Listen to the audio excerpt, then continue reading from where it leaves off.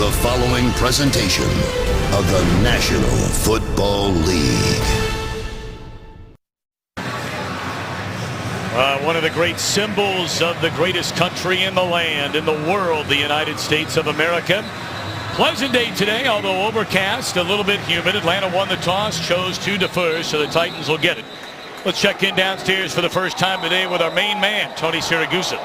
Thank you, Tom. Two things that the Titans need to do today. One is they need to find a way to stop Devontae Freeman from igniting this offense. This guy's on fire. Something no other team has done so far this year. Two, they need to do whatever it takes to go and protect their young quarterback, Zach Mettenberger. The offensive line has given up 20 sacks and way too many hits on the quarterback this year. And it's going to be a tough task for, they got a rookie, Andy Gallick, in there getting his first start of the year. I'm expecting this Atlanta defense to change their character and be super aggressive, especially on early downs. They're going to threaten that middle of the offensive line. Let's see what happens. We're going to find out right from the get-go. We mentioned Atlanta actually won the toss and will get the football to begin the second half. Bishop Stanky waiting back on the kick from Bosher, and it's through the back of the end zone and out to the 20-yard line. And here is Zach Mettenberger, a sixth-round pick a year ago out of LSU. Spent the first 7 weeks of last year as a backup. And then in week 8, got his first of 6 consecutive NFL starts. In early December, injured his shoulder in a loss to the Giants and did not play the rest of the year. A guy that probably would have been a little bit higher draft pick had he not been hurt late in his last year at LSU. A knee injury he had to battle back from. The Titan receivers like him. The wide receivers really worked a lot with him. They expect to be fully involved today. So no Mariota today. They will hand it off on first down to Dexter McCluster. And he picks up close to 3 on first down. And some of the starters, and there are changes. We mentioned at center after the injury 1 week ago to Brian Schwenke. It will be Gallick at center. And no Harry Douglas today, the one-time Atlanta Falcon, out with a rim injury. Had a chance to talk with him in pregame. It's absolutely killing him. He can't go today against his former team. As he said to me, he said, I have to really be hurt to not play him this one today. Douglas had 7 very good seasons with Atlanta. Mettenberger his first throw. And right on the money, although short of a first down, to the third-year Tennessee volunteer Justin Hunter. A lot of changes from the Falcon defense from a season ago. Almost unrecognizable with Vic Beasley, the rookie defensive end, that he's expected to provide pass rush. At linebacker, Paul Warlow is just a tackling machine. And in the secondary, Desmond Trufant doesn't get tested very often, and it's with good reason. He's an excellent corner. So the third down and 3, opening possession of the game. Mettenberger, a short throw, and that'll be a third down conversion on the quick hitter to Dexter McCluster. So a good start for Tennessee. An excellent start, and Tony talked about the struggles of the offensive line. So how do you help an offensive line that's struggling to protect a quarterback? Get the ball off his hands quickly. Look at that. Quick gun snap, 1 step, get the ball off his hands to McCluster, coming out of the backfield. Initial first down of the game for the Titans. So an early third down conversion, their first try of the afternoon, first down at the 34-yard line.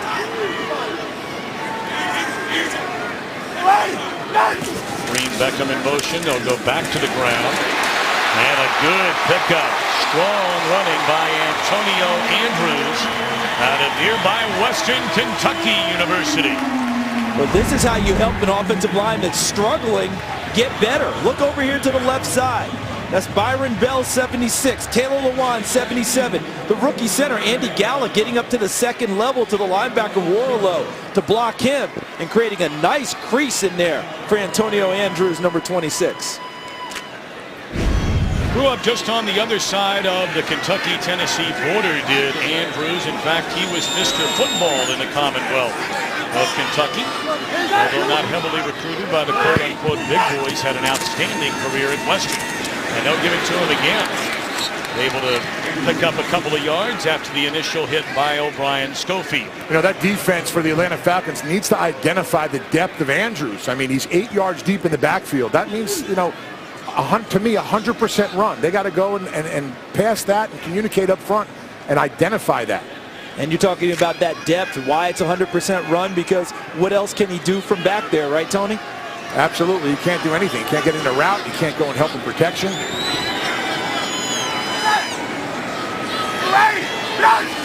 Sixth play of the drive, 2nd down and 9. Good protection and nowhere near the intended target, Delaney Walker. That felt like an amped up throw.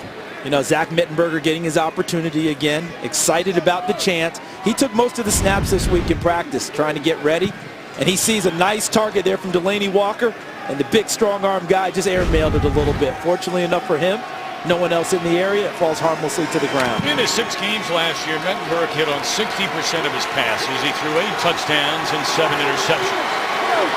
3rd down's a problem thus far for the Titans. And this is 3rd down and 9.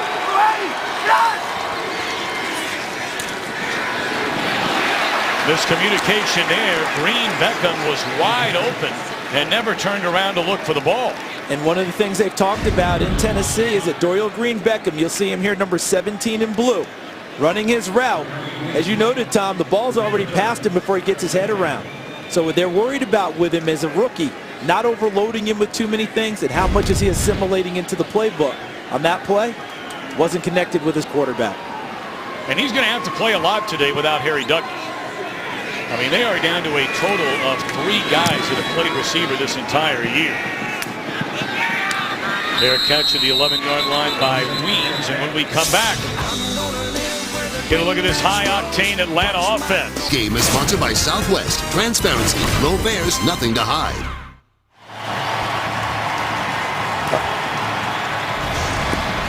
Matt Ryan, first-round pick, 3rd overall, going all the way back to 2008 inside the Dome, Charles. He has been incredible, not quite as successful outdoors.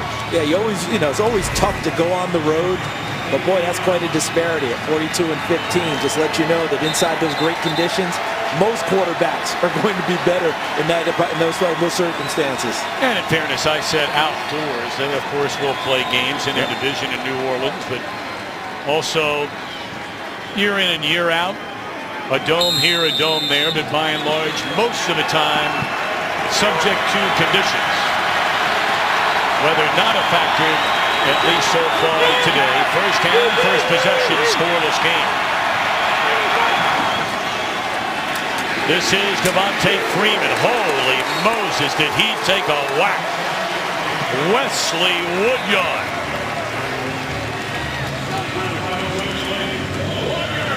Woodyard just put into the starting lineup 2 weeks ago.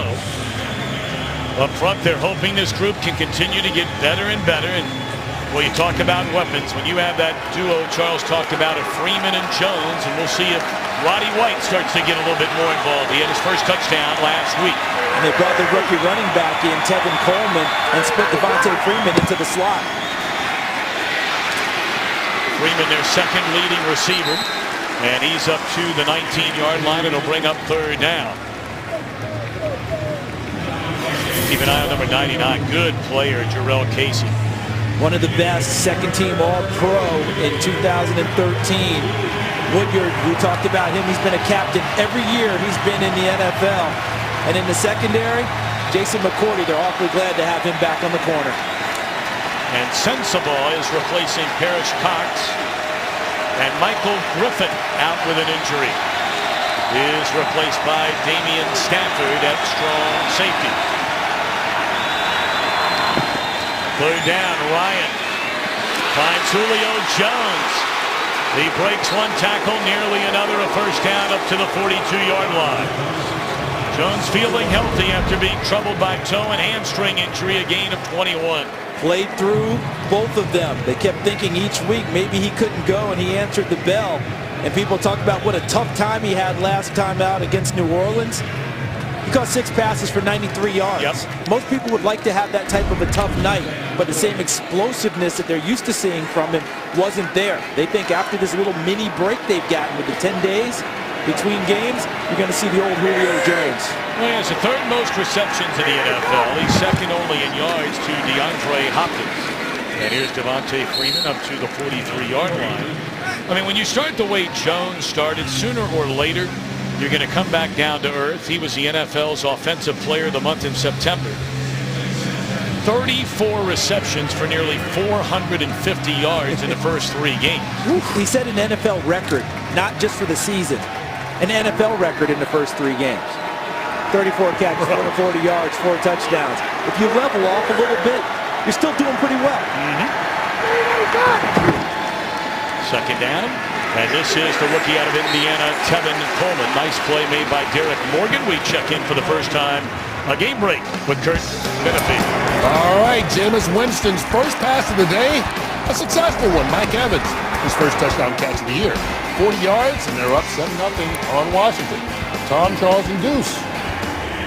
Charles, you saw a lot of college football the last number of years. I'll get back to you in a second on third down, but we're interested to hear your thoughts on Jameis Winston. A win today, Tampa Bay 3-3.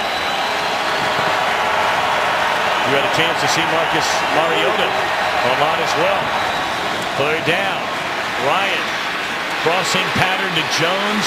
Good tackling made across the middle of the field by Zach Brown, and the Falcons will punt it.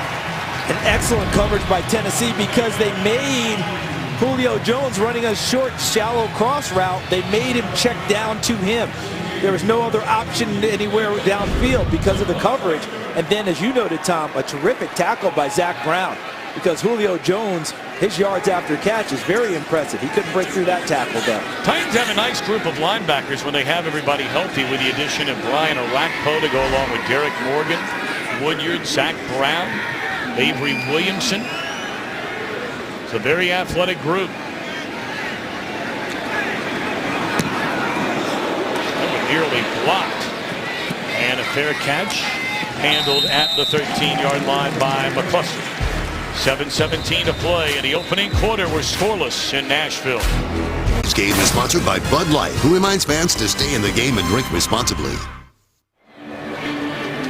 Last Sunday, late hit, low hit on the left knee by Miami's Olivier Vernon. He was fined over $37,000 for that hit, Charles. It prevents Mariota from playing today. Yeah, and it's very unfortunate for him. And people look at Marcus Mariota and you see the laid-back persona, one of the greatest kids you'll ever meet. I'm telling you, that's some competitor. Because in college, he had a very similar injury. Never missed a game. Played through it. So you know that Tennessee is doing a great job today of really protecting him from himself. If he had a chance to be out there, he'd be running out there with his team right now. Look, let's be honest about it. So frequently as there's a big gain on first down, and again, it's Antonio Andrews. He had a 17-yard run the first possession, and this one goes for 16 more. But getting back to Mariota, we hear so much the negative that's out there. But Charles, you had a chance to spend a lot of time around this young man, and I know you could not have come away more impressed. I'll make it very quick for you, Tom. You know how everybody says when you meet a young man that you really like, I'd love him to marry my daughter. That's like the highest praise. I'd like him to be my son. That's how much I think of Marcus Mariota as a person. Well, they lay it off to Delaney Walker. That is read beautifully by Justin Durant, who's playing for the first time in 3 weeks. He's been out with an elbow injury. Second down and 9 coming up for the Titans. Have you guys noticed already that this Titans offensive line seems a little more aggressive? I think they are a team that, I think this as a unit, they've gotten kicked around in the media, right? Their quarterback's getting hit a lot. Tony talked about the 20 sacks they've given up and all the other hits. And Taylor Lewan exemplifies a chippy attitude that I think that they're bringing to the field today. They are very upset that their quarterback's not playing, and they feel that it's on them. Little delay to McCluster, and he's able to avoid one tackle across the 35. It'll bring up third down, and depending on the spot, 4, it looks like, for Tennessee. Tony, did you ever run into that a little bit with some of those offensive lines have been maligned a little, that they want to come out and show a little different side? Yeah, you know, offensive linemen, all the players, they read the papers and they see, where the pressure is and coaches ripping you a little bit. And, you got to come out there and prove yourself. And, I think with the new guy that they got there at center, and they came out here, and I think they are more aggressive than I've seen them on film last week. You're right, Charles. They're going to throw it on third down, and Mettenberger escaping trouble, and he had a wide open Kendall Wright and slightly overthrew him. Oh, goodness. Missed a big one. Now, how about the improved mobility of Zach Mettenberger, though? He's supposed to be a statue back there. The scouting report coming out of college, heavy-footed guy, couldn't move very well. He's worked hard on it. Look at him climb the pocket, finds it, and just misses a wide-open Kendall Wright. You know, I'm really surprised about that defensive line. I mean, they have not changed what they've done over the last 6 weeks with not bringing any kind of pressure. Only bringing 4 guys up front. That offensive line is going to gain some confidence, something that they don't want to happen. Only 7 sacks this entire year for the Atlanta Falcons. That one punted out of bounds. We'll wait on the spot. Some of the sites, State Capitol, Parthenon, the Hermitage. That's Charles' stomping ground when he comes into town. Today's game on Fox is sponsored by Dodge and by DirecTV. Don't just watch TV, DirecTV. Atlanta football, scoreless game. A little better than 5 minutes to play here in the opening stanza.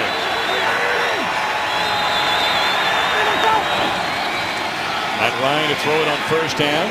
Jacob Tamme becoming a much more active part of this Atlanta offense from the tight end position on the catch. Short of a first down, but an 8-yard gain on first down. Tom, you noted the injuries in the secondary of Tennessee. Michael Griffin, their leader in the safety position, is out. He's replaced by Damian Stafford, number 39. Stafford is much better in run support than he is in pass defense downfield. I'll be eager to see if Tennessee tries to take him out of that and keep him more as an in-the-box safety. Second down and 2. They're going to take a big shot. And underthrown to Julio Jones, who was open right at midfield. So it's third down. You know, it's funny, you come into a game, and Charles, Tony, we were talking about this. Look, the numbers don't lie. Atlanta, the #1 rushing team in the NFL per game. Tennessee, only 3 teams in the league have been worse against the run. Yet here you are in first and second down for the Falcons, and you're throwing the football. Sometimes you want to change things up early, hoping that the team will loosen it up a little bit for you and come back to your bread and butter. And in past years, this was definitely a throwing down for Atlanta the last 2, 3, 4 years. Oh, yeah. They could run the ball here on third down. Play clock down to 2. Just to get it off, they're going to throw it on third and 2. And Ryan gets it away, and the ball is incomplete.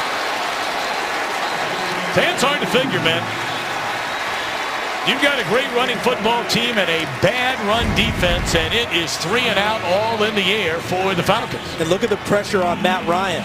They got a nice push inside, did the Tennessee Titans. Right up the gut in his face. Excellent job by the Titans getting the pressure on him, and then Cody Sensabaugh helping break up the pass downfield. One thing the Titans have done well is play defense this year. The 19th 3 and out they have forced this year. That's the 4th most in all the National Football League. That will dribble out of Browns, and the Titans will get the football in a scoreless game when we return. First year Atlanta offensive coordinator Kyle Shanahan talking things over with his quarterback Matt Ryan after a 3 and out.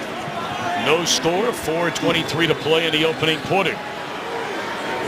Titans won their first game of this season, an incredible NFL debut by Mariota. And they have since lost 4 in a row. Looking for the long ball and getting turned around, and then dropping the ball is Justin Hunter. And unfortunately for Justin Hunter, that typifies the career he's had. He'll be here in the slot. And what they get is the play action downfield, and they play to the strengths of Mettenberger, which is the deep ball. He actually underthrows it. Hunter makes the nice adjustment on it and doesn't haul it in. An excellent big play opportunity goes by the wayside by a lack of concentration by Justin Hunter. Hunter was a second-round pick, the 34th overall pick going back to 2013. Not even reached 50 career catches yet. That'll be a gain of 3 on second down. Taylor Lewan, elected captain, second year in the league. And you know, as we talked about, he's tired of hearing about how bad things have been for their offensive line. First round pick last year, brought a chippy attitude with him, had it in Michigan, well earned. And he's the type of guy who wants to finish it. He wants to finish off a play. And if you want to go a little bit longer, he'll do that. He does not care about the whistle. He cares about the echo of the whistle. He wants to go all the way through a play. Need to get just beyond the 32-yard line on this third down. We'll call it 7. Good protection. And McCluster will be denied first down yardage, so another 3 and out. Warlow and William Moore converging on the tackle. That was one of those good plays, meaning good by the offensive line protection. They've held up very well in the early going. But how about the rallying to the football by the Atlanta defense? Made him check it down, throw it short. Everybody got to the football, made the tackle so they couldn't get upfield for the first down. But Zach Mettenberger, they may have missed one big shot downfield. Don't think there aren't a few more coming. That Warlow has been a very nice sign, and I say sign because he was undrafted coming out of Delaware 2 years ago and has delivered over 300 tackles in about 2.5 years.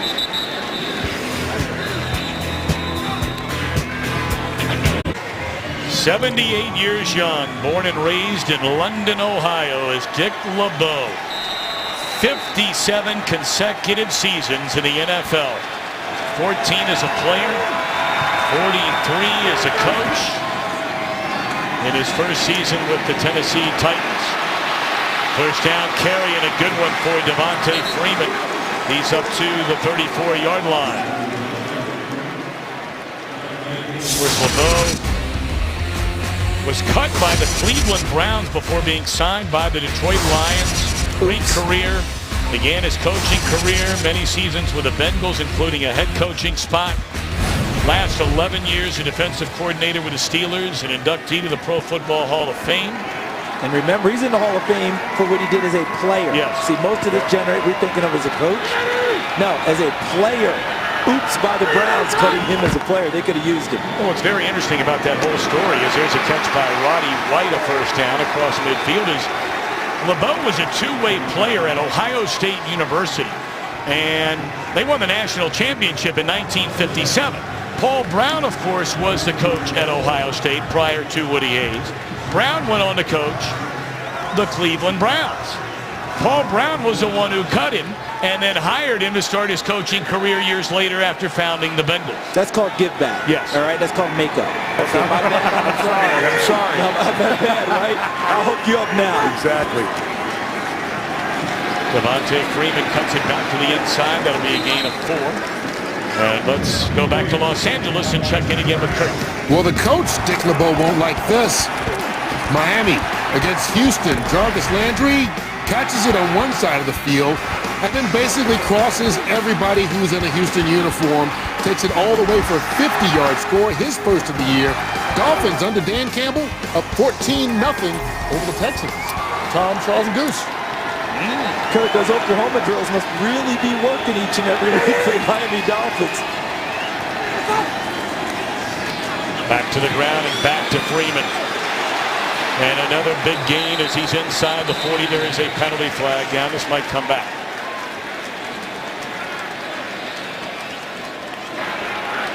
Holding. Offense number 67. 10-yard penalty. Second down. That's a former Titan, Andy Levitre. Yeah, Buffalo Bills, 2-year starter with the Tennessee Titans before being traded right at the start of the season in that interim between the last preseason game and the opener. Levitre comes over. He was not going to be a starter with the Tennessee Titans. He had lost his job. The Falcons trade for him, plug him in immediately, and they're very excited about having him. They think that he's actually helped settle and start to solidify an offensive line that they've had to cobble together here late in the process.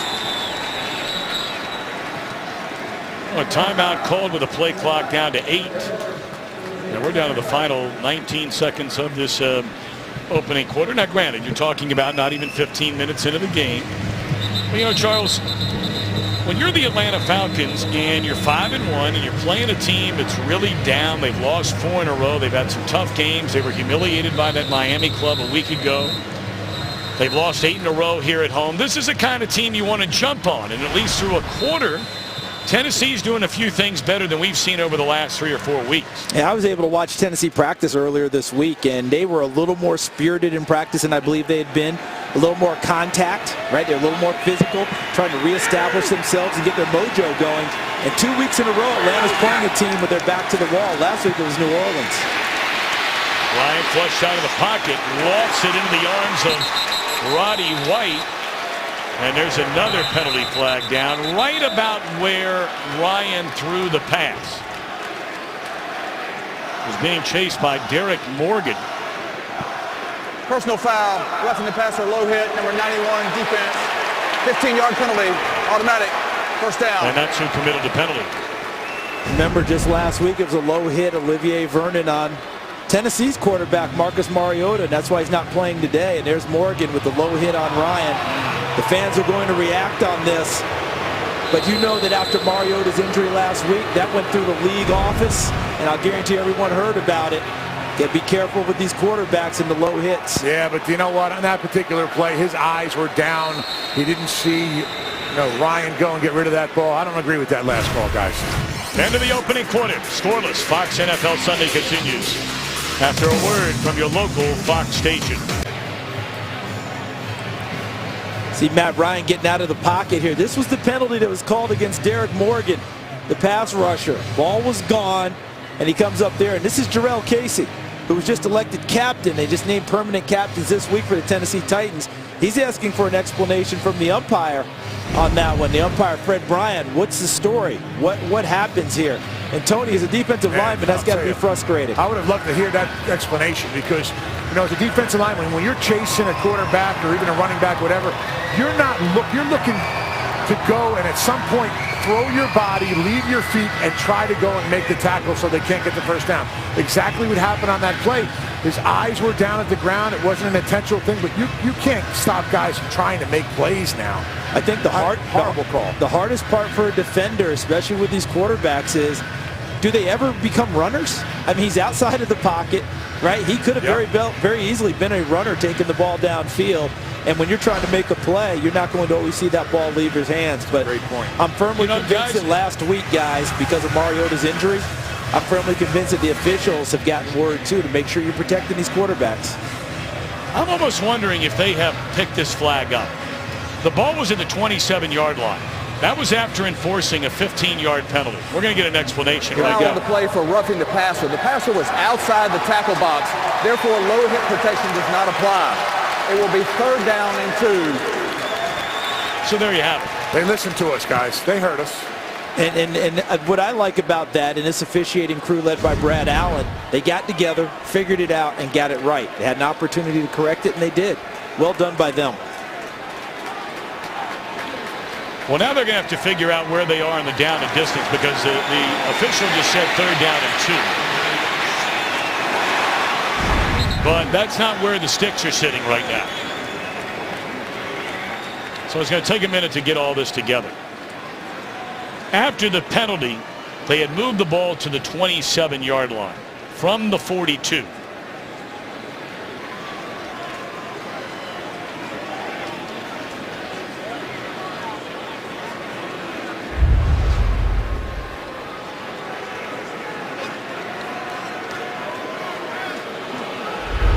Well, the crowd getting a little impatient, but the bottom line is they want to get it right, and they did a nice job, as we just mentioned, by picking up the flag. So now they just need to dot the I and cross the T, and we'll move on. Yeah, the impatience, really, they were rewarded because they got it right for their Tennessee home team. And here we are again seeing it. Matt Ryan feeling the rush, trying to escape. Derek Morgan, their best pass rusher, chasing him. Roddy White with the catch and then taking it out of bounds over the line, over the the sideline.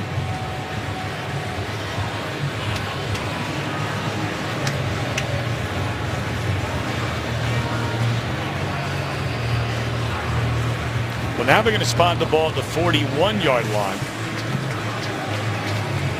3rd and 3 is what it should be. And it looks like they've about got it now. Well, let's hope so. Although those guys on the far side of the field I think Down and lost their distance are compass. correct. 32 from the 41. There is no foul for roughing the passer. Third down. Because they're going in the wrong They're going direction. the wrong direction over there. Okay, hold it. Now they got it. Okay, here we go. Now we got it. Remember, they did not throw the ball on 3rd and short last time. Falcons elected to, excuse me, they did not run it. They elected to throw it. Let's see what they do here. Play fake to Freeman. They throw it. Not even close. So here you have the #1 rushing team in the NFL. This was the first drive they started to give the ball to Freeman. Had a couple of nice runs.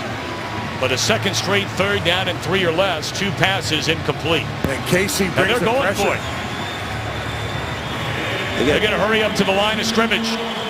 They've got good field position. They like what their defense has done early. And Dan Quinn taking a shot right now. They are 7 of 8 on 4th down so far this season. And they're going to throw it again. And it's broken up by McCourty on the quick slant to Roddy White. This is tremendous coverage by Jason McCourty. This is what they were missing the first 3 games of the year. Watch him with Julio Jones, just steps right into the slant, right at the upfield arm, and is taking that play. Look at him, he's playing right through the upfield shoulder of Julio Jones to knock the ball away. If you want to put a training reel together on how to play that route, that shot right there should be on it. I know, Charles, I brought it up already a couple of times. I am just, Tony, maybe you feel differently. I am just stunned. I think If you've made a decision that you might go for it on 4th down and you have a 3rd and 2, and you're averaging 6.5 yards a carry. surprised you didn't run it on 3rd. Maybe they didn't make that I'm with you on decision. this one, Tom. Maybe the decision wasn't made until that play ended and Dan Quinn had a feel. Sometimes the head coach just says, hold it a second, I'm feeling it, let's go for it. So sometimes they don't have that in their back pocket where they knew on 3rd down. And look, all I'm bringing up is what probably every Atlanta Falcon fan is bringing up, because they have been that good running the football. And they had a nice drive going, being able to move it. The offensive line was starting to move things. They had 1 penalty with Levitri. The offensive lineman, they hurt him a little bit. But overall, they were starting to move the offensive line pretty well. All right, again at 3 on 1st down to bring up 2nd down and 7. Back into the hands of Antonio Andrews. And he plows forward, stays on his feet. Across midfield and a 1st down to the Atlanta 48-yard line. Things are heating up here. They're heating up in Gotham. And one thing's for sure. You give someone a flamethrower, you'll get a whole new supervillain. Gotham, Rise of the Villains. An all-new episode tomorrow right here on Fox. How about Michael Chiklis in there? Played the commissioner one time on TV. Wow. He was in the Fantastic Four. As Big Ben is the rock guy. And now he's in Gotham. Man likes the superheroes and supervillains. Real nice start for Antonio Andrews. 43 yards rushing on 5 carries. And now the big one down the sideline and incomplete. An eye on Kendall Wright, their leading receiver. And that's wide receiver Delaney Walker. Their tight end leads the team in receptions. I'll tell you what, I am so surprised at this Falcons defense of not bringing any pressure whatsoever. They have yet to bring 5 guys. Look at the 4 guys on a line of scrimmage. Look at the time that Mettenberger has in the pocket. There's no pressure whatsoever. This guy is known to have a strong arm. That's his forte.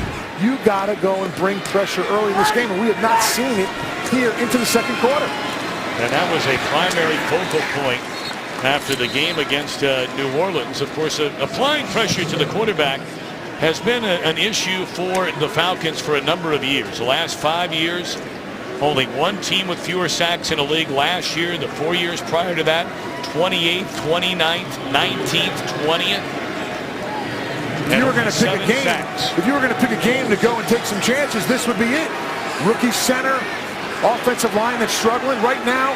The Tennessee Titans offensive line is dominating the line of scrimmage. 3rd down and 7. Mettenberger steps up. He's going to run it. And a penalty flag all the way in the backfield. Mettenberger looks to be about a yard short. And on that rush, they got the pressure they've been looking for, Tony. They finally got it. Even though it was a 4-man, they finally got into the quarterback's face. Yeah, ran some games on the outside. Holding. Offense number 70. 10-yard penalty. Third down. You know, if you're not getting pressure as a defensive line, you got to move, and that's exactly what they did on this. They rushed 4 guys, but watch, the tackles are up, the ends are up underneath, they're moving. That's what you need to do. Excellent rush there. That was Jonathan Babineau, number 95, that drew the holding call against Chance Warmack, number 70, the mammoth offensive guard, former first-round pick for the Tennessee Titans. Warmack grew up in Atlanta, went to Westlake High School, where he was a teammate of Cam Newton. I think that's probably a pretty good team. Not bad. Just guessing. Put it down in 17.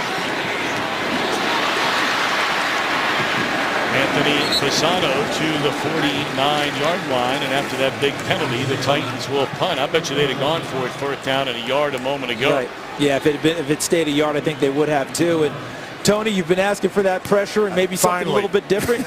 Well, they brought the 5th guy in this one. They brought the 5th guy, and it was William Moore, yep, the safety, number 25. And you see how much less time he had in the pocket there. That's what they need to bring more often. See, they were able to bring the pressure, got the ball off his hands quickly, and then rallied up and made the tackle and forced the punt. End over end punt by Brett Kern. A fair catch at the 10-yard line by Weems. So here we are, 11:31 to play until halftime. Which team will get going first? Today's game is sponsored by the Ford F-150. Every other truck is history. And by Domino's. Order online and track your order.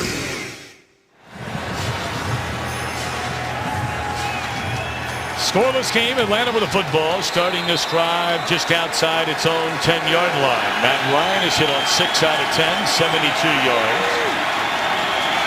Devontae Freeman, 4 carries, 26, tries to add it out here and will.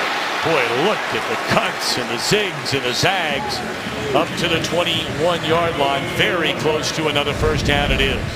And I think that they're going to get the Atlanta offensive line involved now. And what I mean by that is, okay, guys, we've struggled a little bit moving the ball. What do we say?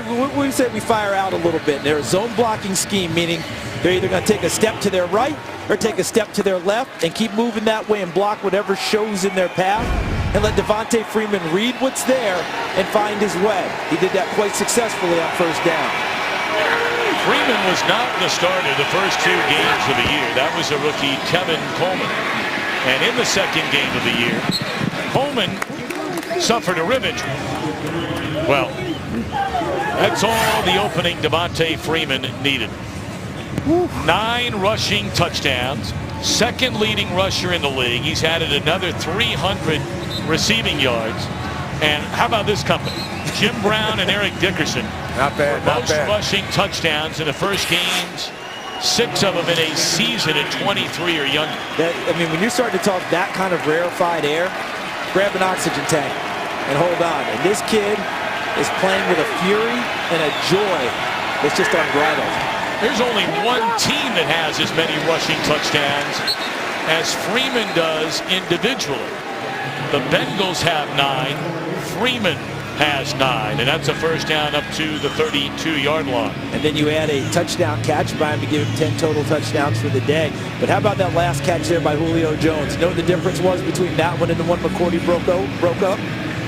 Julio Jones was able to body him away that time. Use that big frame of his. Julio Jones is 6'3", 220. Worked against Jason McCourty, 6', 193. He boxed him away like it was a basketball play. Kept him away from the basket, grabbed the ball. High formation, play action. Ryan down the middle of the field. Appeared to be underthrown, and it's incomplete.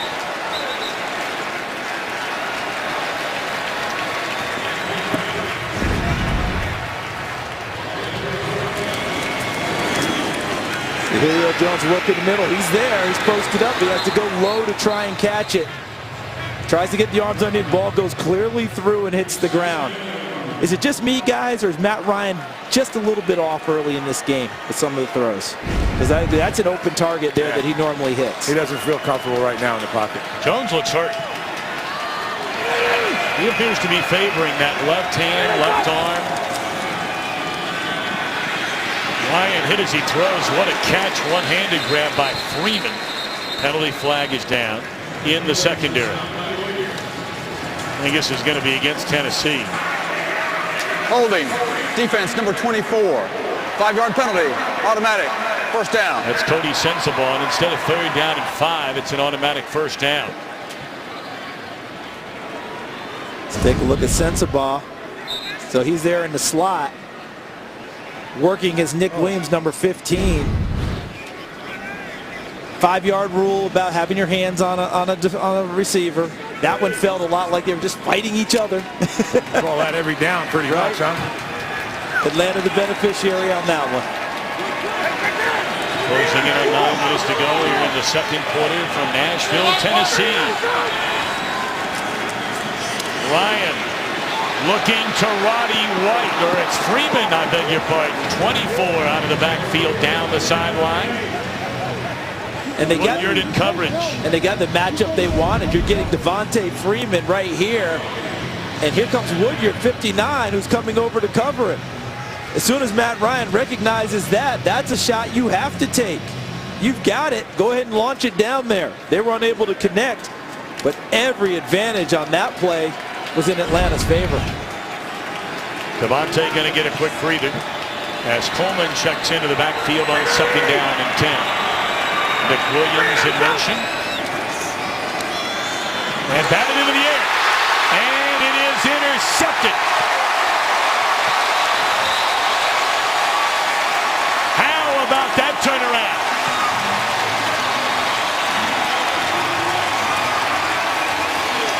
David Bass in his 3rd season just picked up off waivers from Chicago. Closest to you on the line of scrimmage, 51 in blue. Unblocked because they were trying to just go a quick pass to Kevin Coleman on a screen. So they got what they wanted, was David Bass coming to the quarterback. But Matt Ryan wasn't able to loft it over it. Bass tips it in the air and brings it down to himself. Came into the game, you ready for this? 1 tackle on the season, 2 tackles in special teams plays. And how about that play for the Tennessee Titans, who I think are gaining in confidence as this goes on. No question. All right, so now, first legitimate scoring opportunity for either team. Inside the red zone. Mettenberger steps up, delivers, touchdown, Tennessee! Kendall Wright.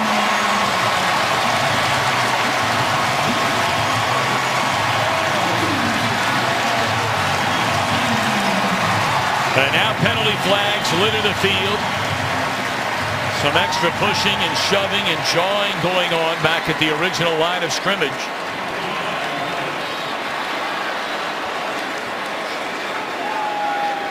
How about that clean pocket, though, for Zach Mettenberger to step into and fire again. Totally clear sight line for him. Kendall Wright wins downfield. Touchdown Titans. Brad Allen, our referee.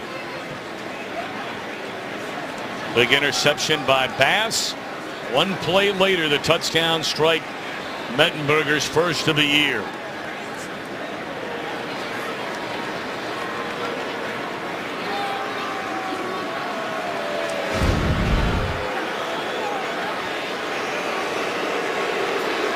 I think they're checking to make sure, every scoring play is reviewable in the NFL. They're checking to make sure it's a touchdown, is what I believe Brad Allen, the official, is waiting for before he makes his final call. That knee goes down, but where's the ball when the knee hits the ground? Because there's Ricardo Allen making the tackle, Rule on Tony. the field of a touchdown is confirmed. After the play, unsportsmanlike conduct, number 70 of the offense, taunting. That 15-yard penalty will be assessed on the succeeding kickoff. And again, that's Chance Warmack. 2nd time he's picked up a penalty so far today. But for these Titans, during this 4-game losing streak, we mentioned they've had a couple of tight ones. Leads they let get away late, especially that Buffalo. Indianapolis game. Boy, that was a killer loss. But they were overwhelmed a week ago by Miami. And they're playing as if their pride was really stung, and they're trying to get it back. Suckup, one of the few kickers in the league who is perfect. on field goals and point after touchdown. Interception. Hand in hand. Points off the turnover. 7-0 Titans. So just a few moments ago, after the interception, Julio Jones coming over, wanted to talk with Matt Ryan about what they're doing on offense. Kyle Shanahan to Matt Ryan's left, your right, the offensive coordinator. He's on the Surface tablet drawing some stuff up.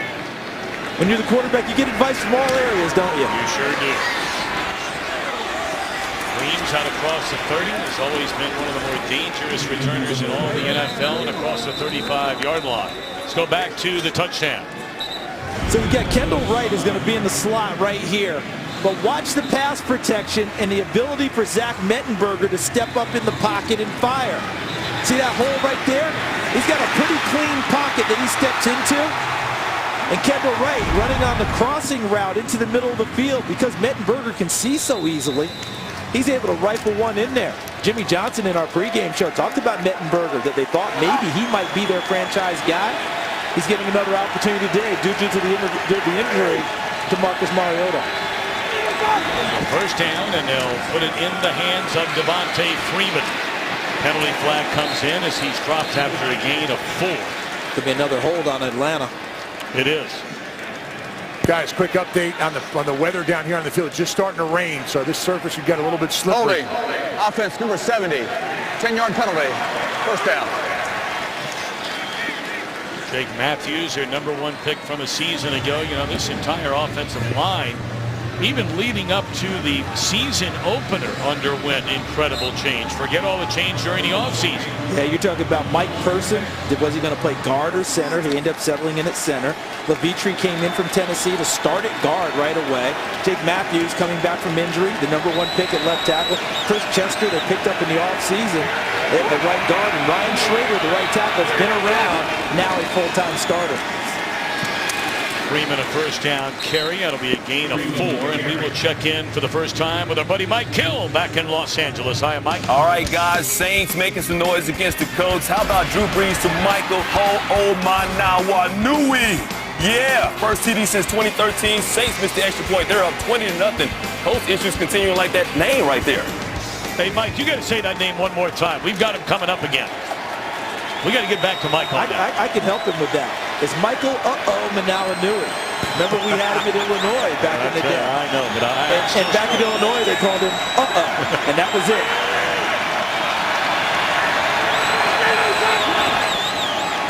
Second down and a short gain. 4-5 Tennessee defenders swarm around Julio Jones. It's almost like Julio Jones is the only wide receiver out there that Matt Ryan's looking at today, guys. And if those are the routes that he's going to be involved in, the Tennessee Titans are going to be very happy to let him run those. Yeah. He's a big, strong receiver. We know that. But if you're going to run underneath, you should be able to get 2 or 3 tacklers to him, and that's advantage Tennessee. They've got to find a way to push it downfield a little bit more. Then Kyle Shanahan will continue to try and move Julio Jones the spots he lines up in to try and shake him free a little bit better.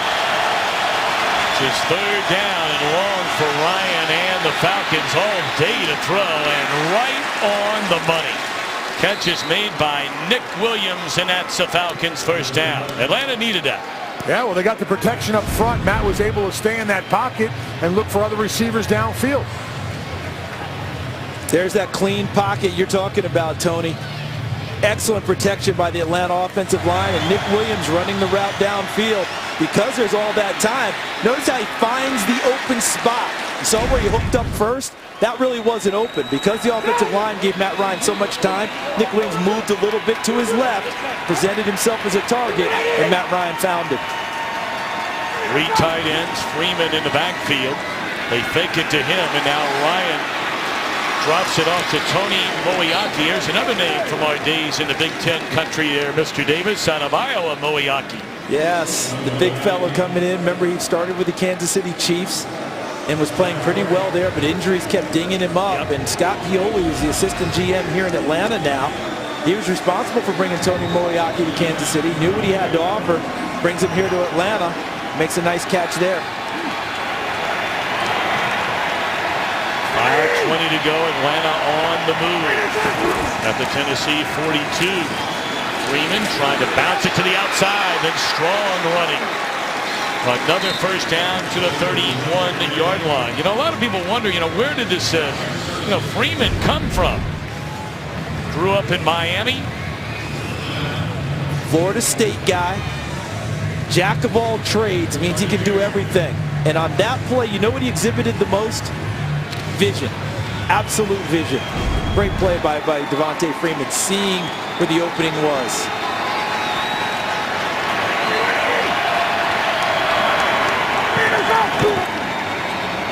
Give it to him again.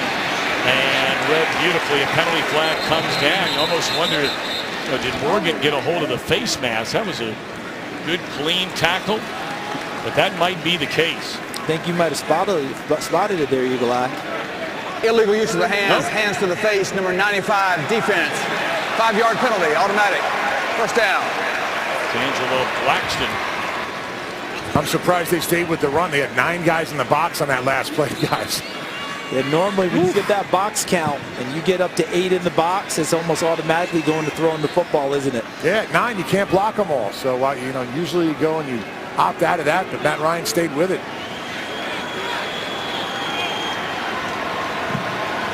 You guys made that observation a moment ago that Jones appears to be the only receiver they're throwing the ball to. They're going with all 3 tight end sets now. That's Freeman out of the backfield. That'll be a gain of 8. Second down and 2. I like what they did on this last play. They spread everybody out. They put Freeman outside.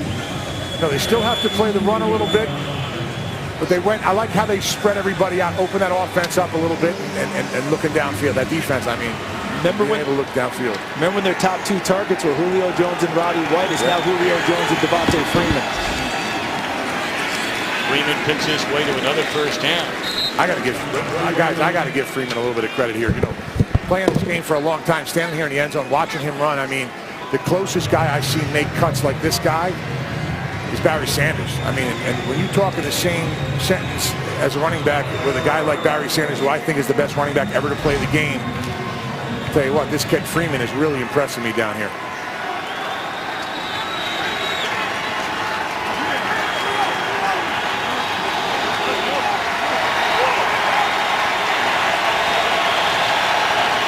Timeout, Matt Ryan. We'll take a timeout as well. Atlanta trying to tie this thing up down inside the 20. Game is sponsored by FanDuel, the leader in one-week fantasy football. Take a little stroll, listen to all the great music along Broadway in downtown Nashville, Tennessee. Falcons trying to make noise for the first time today, trailing 7-0 from the 16.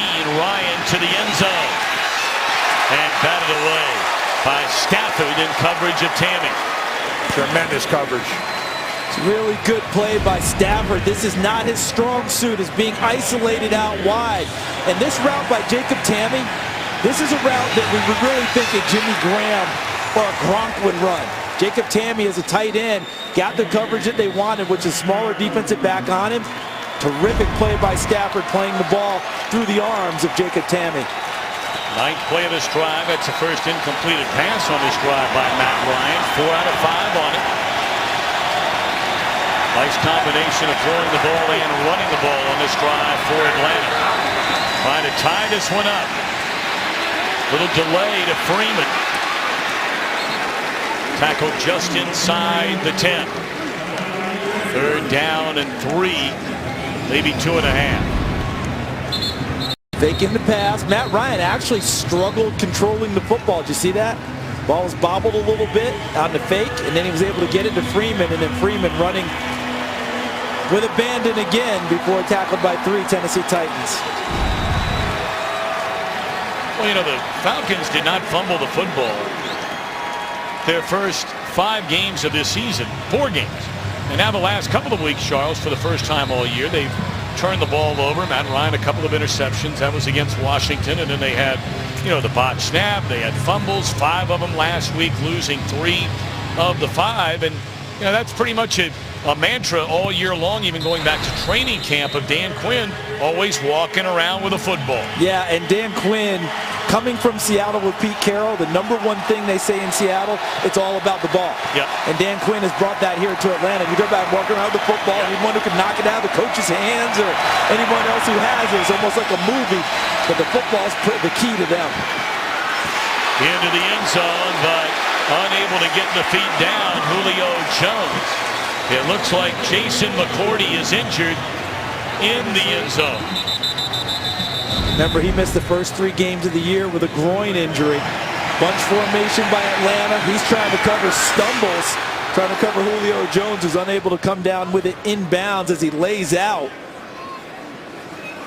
Terrific effort by Julio Jones, but they're saying he didn't get his feet down. He's clearly out of bounds on the catch. Well, we certainly hope that McCourty's going to be all right. We'll take a timeout while they check on him. Jason McCourty was able to get up and walk off the field, appeared to be all right. We'll certainly bring you an update if we get one. It'll be a 27-yard field goal try by Matt Bryant. Josh Harris will snap it. Bosher will hold it. And the field goal by Bryant is good. 2:31 to play, and Dan Quinn's team down 7-3. First time Marcus Mariota has not started in his very young NFL career. And Charles, I want to ask you about something a little bit later on. Mettenberger made a total of 6 starts last year. He was a rookie, and we are always talking about how much time a young man needs to develop to become a quarterback in this league. And boy, you better be good right now sort of crowd in theory. And it's almost as though Mettenberger, and I'm not going to say they've given up on him, but clearly they made a decision to go get somebody else.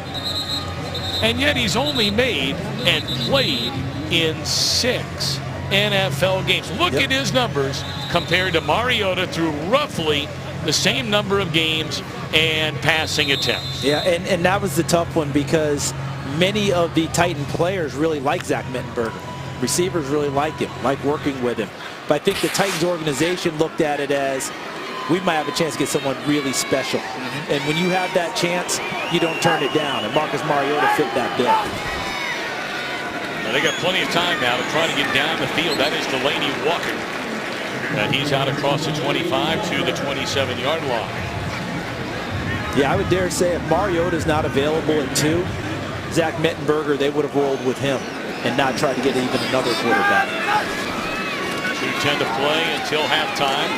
All day to throw. McCluster out of the backfield will pick up the first down to the 30-yard line and stops the clock with 2:05 to play. You know, down here, guys, just looking at Mettenberger, tell you what, a lot more confident in the pocket. He has a lot of, looks like he has a lot of confidence in that offensive line and in himself right now to look downfield.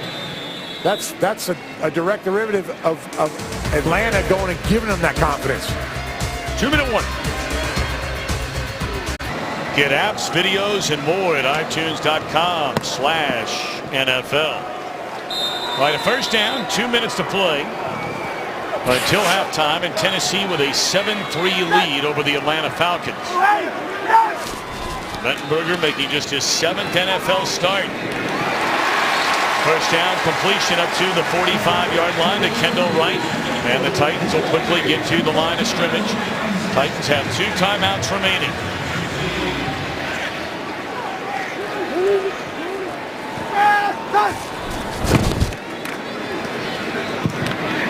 Perfect throw to Delaney Walker. That is another first down. A gain of 13 to the Atlanta 41. Offense is very crisp, isn't it? Moving with dispatch right now. Zach Mettenberger in an excellent rhythm. 4-man rush. Mettenberger. Oh, boy. Wide open at the 25-yard line. Did that go right through the hands of Wright, or was it slightly overthrown? That's what we're going to find out, because that's the first thing that went through my head was, did he just get out there too? No, that just went right through.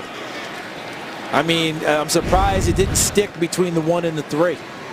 That was Kendall Wright. That was the first time he had a little pressure on him right there with 4 guys rushing. And he delivered it, put it right on the receiver, and he caught him perfectly because he's moving. as he catches it. So he's catching that ball and still on the move. A really nice throw by Mettenberger. And that is a fastball when it comes out of his right hand. No doubt. Mettenberger escapes trouble.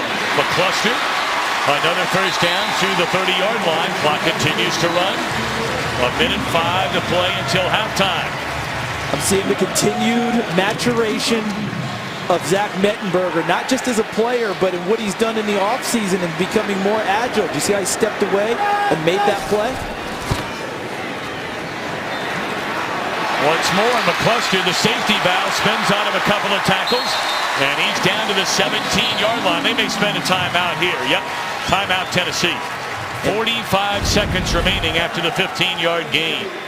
Back-to-back plays, Tom and Tony, of Zach Mettenberger showing the value of his offseason workouts. He started them at LSU.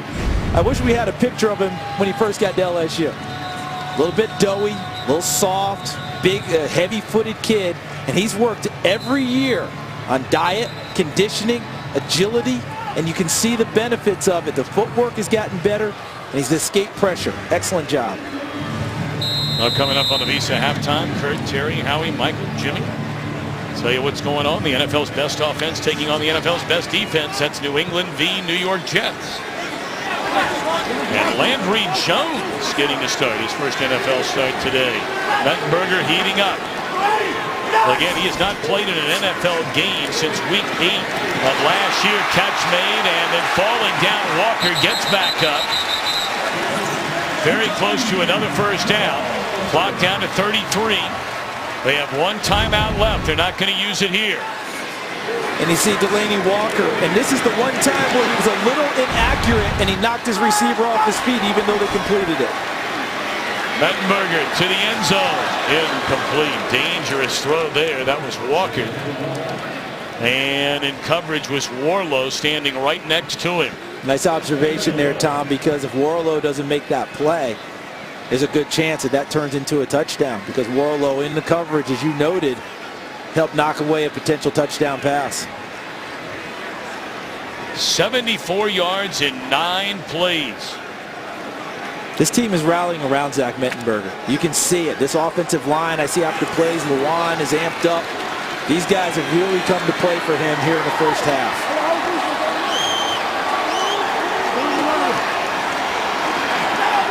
Timeout. They did not want to do that, but that play clock all the way down to 3. Wanted to save that last one in case they had to stop the clock on a potential field goal try before the end of the half.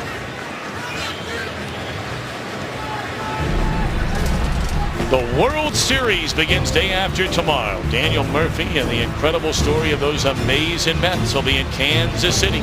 Royals there for the 2nd year in a row. Game 1 coverage, 7:30 Eastern on Fox. Special extended pregame coverage beginning at 7 Eastern on FS1. Now, did I hear correctly that DeGrom, who's been the bomb, is not going Game 1? Did I hear that correctly? Matt Harvey will go Game 1. So, is there no pitch count in the World Series in the playoffs for Matt Harvey? Apparently, so he can go. He's good to let it. He's good to go. The agent cleared it. It's good. They've got it in writing. Good. Okay. Especially after that Game 1 LCS he turned in. Because he's been sharp down now in the playoffs. Yes. He's been throwing it. I thought DeGrom was going. I guess it'd be Cueto on the other side. It is, he throws, and it's intercepted by Warlow to the 20. Warlow with Lewan to beat. And run out of bounds. Penalty flag is down all the way at the other end of the field.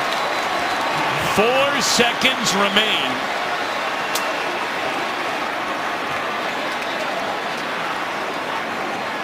Andy Gallick, the rookie center, is slow to get up at the other end of the field. And I think what's going to happen, Tom, is the block on Andy Gallick, as you noted, slow to get up. O'Brien Schofield, blindside shot.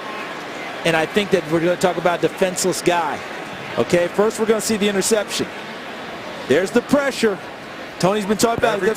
Pressure. They finally got it. Forced him into a bad throw. During the return, there was a personal foul for an illegal blindside block by number 50 of the intercepting team. That 15-yard penalty will be assessed from the spot of the foul. will be first down, Atlanta. So you had a field goal try where he knocked for that Correction. block at the Half other the end with distance to the 4 goal. seconds left. Half Take a the look at distance to this. the goal. Mike Pereira, that's a no-brainer.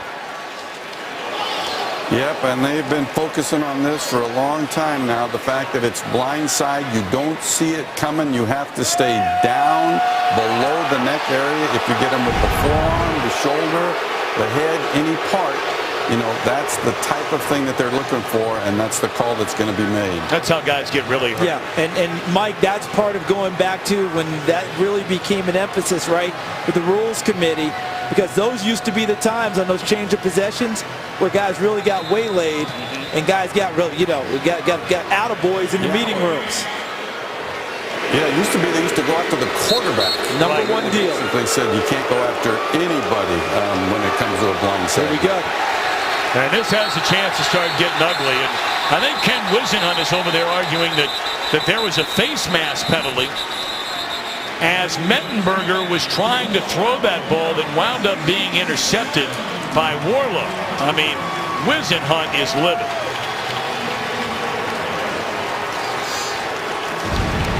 Now you be the judge. Is this a face mask? Hands to the face? It's all inside the helmet on the side there. Look, right there, and the head totally turns the other way. So that was missed on the interception. All right, it's halftime. Fellas are standing by. Kurt, Terry, Howie, Michael, and Jimmy. 7-3. Been a pretty good football game so far. And tempers certainly are rising in Atlanta. Falcons will get the ball when we return. Today's excitement brought to you by Nissan. Boy, a lot going on. The interception by Bass leading to the touchdown throw. Mettenberger to Kendall Wright. And then near the end of the half, clearly a penalty should have been called. Hands to the face, an interception. A defensive player penalty took away points from Atlanta.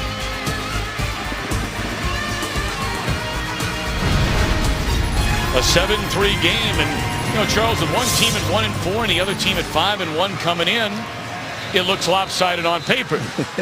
That's not been the story so far. How about Atlanta 2 weeks in a row? They go into a buzzsaw. New Orleans had to have it. They've been playing poorly. Got run over by Philadelphia a week before. They played well and beat them. Then we come here this week.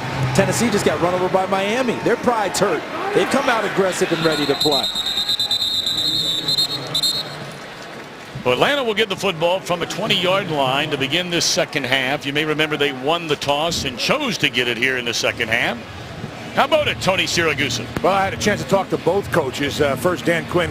I asked him, why no pressure? We got you guys down for one blitz in the first half. He says, we need to find a way, obviously, to get more pressure, and we need to change things up in the second half.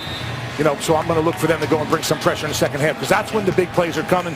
Ken Wisenhunt, talked to him on the way coming out. He said the biggest thing that I talked to my team about was when we have the opportunities to make big plays, we need to capitalize. We can't have drop balls, because this could have been a completely different game if we would have caught that ball. So. Well, there are two plays you look at. The Kendall Wright play on the last drive, penalty flag is down, and the drop by Hunter after initially getting turned around. Offense number 67. Half the distance to the goal. First down. And you may not think much about it, Charles, but those are two very important plays when you look back on the body of work of the opening half. I think a lot about it because this is a team that struggled to score points in recent weeks. Remember 42-14 season opener against the Tampa Bay? Thought, hey, we got an offensive juggernaut. Last few weeks, they struggled to get to 14. So those are big plays to give you opportunities that you let go by the wayside.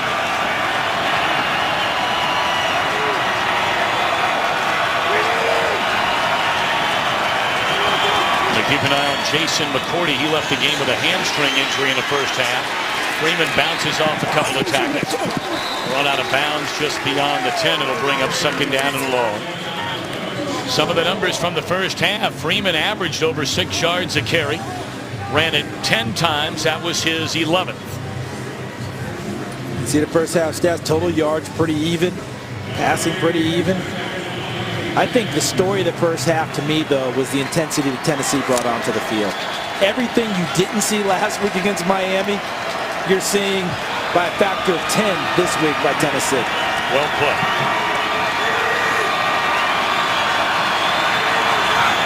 Second down and 20, low snap.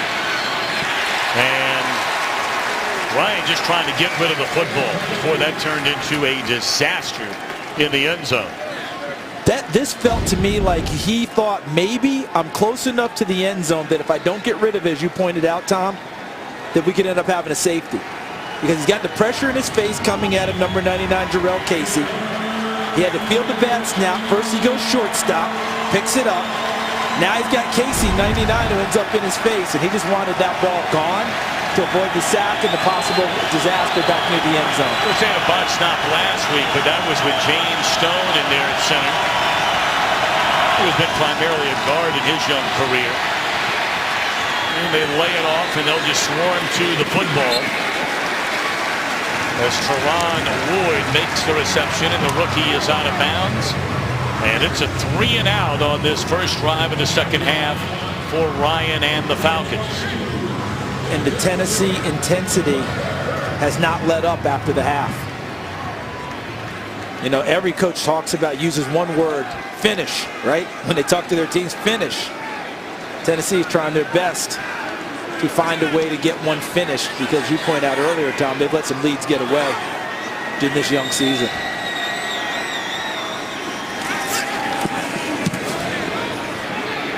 McCluster comes up on it, signals for a fair catch at the 38-yard line.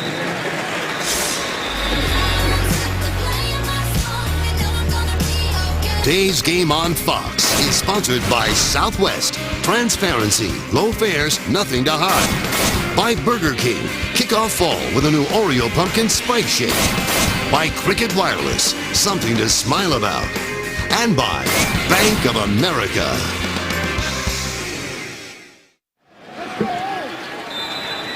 Powerhouse Brentwood Academy beating up on University Christian of Jacksonville, Florida here on Friday nights. 10-time Tennessee State champions. First down, Mettenberger. And going up to get it. That's a nice catch. Hunter dropped one earlier, but a nice reception there for a first down across midfield. This is a great catch of redemption for Justin Hunter, because that ball's thrown a little high and away, and he stays with it and stretches it out. But his 6'4" frame, a champion high jumper, long jumper, triple jumper at the University of Tennessee, he showed off his athleticism on that one.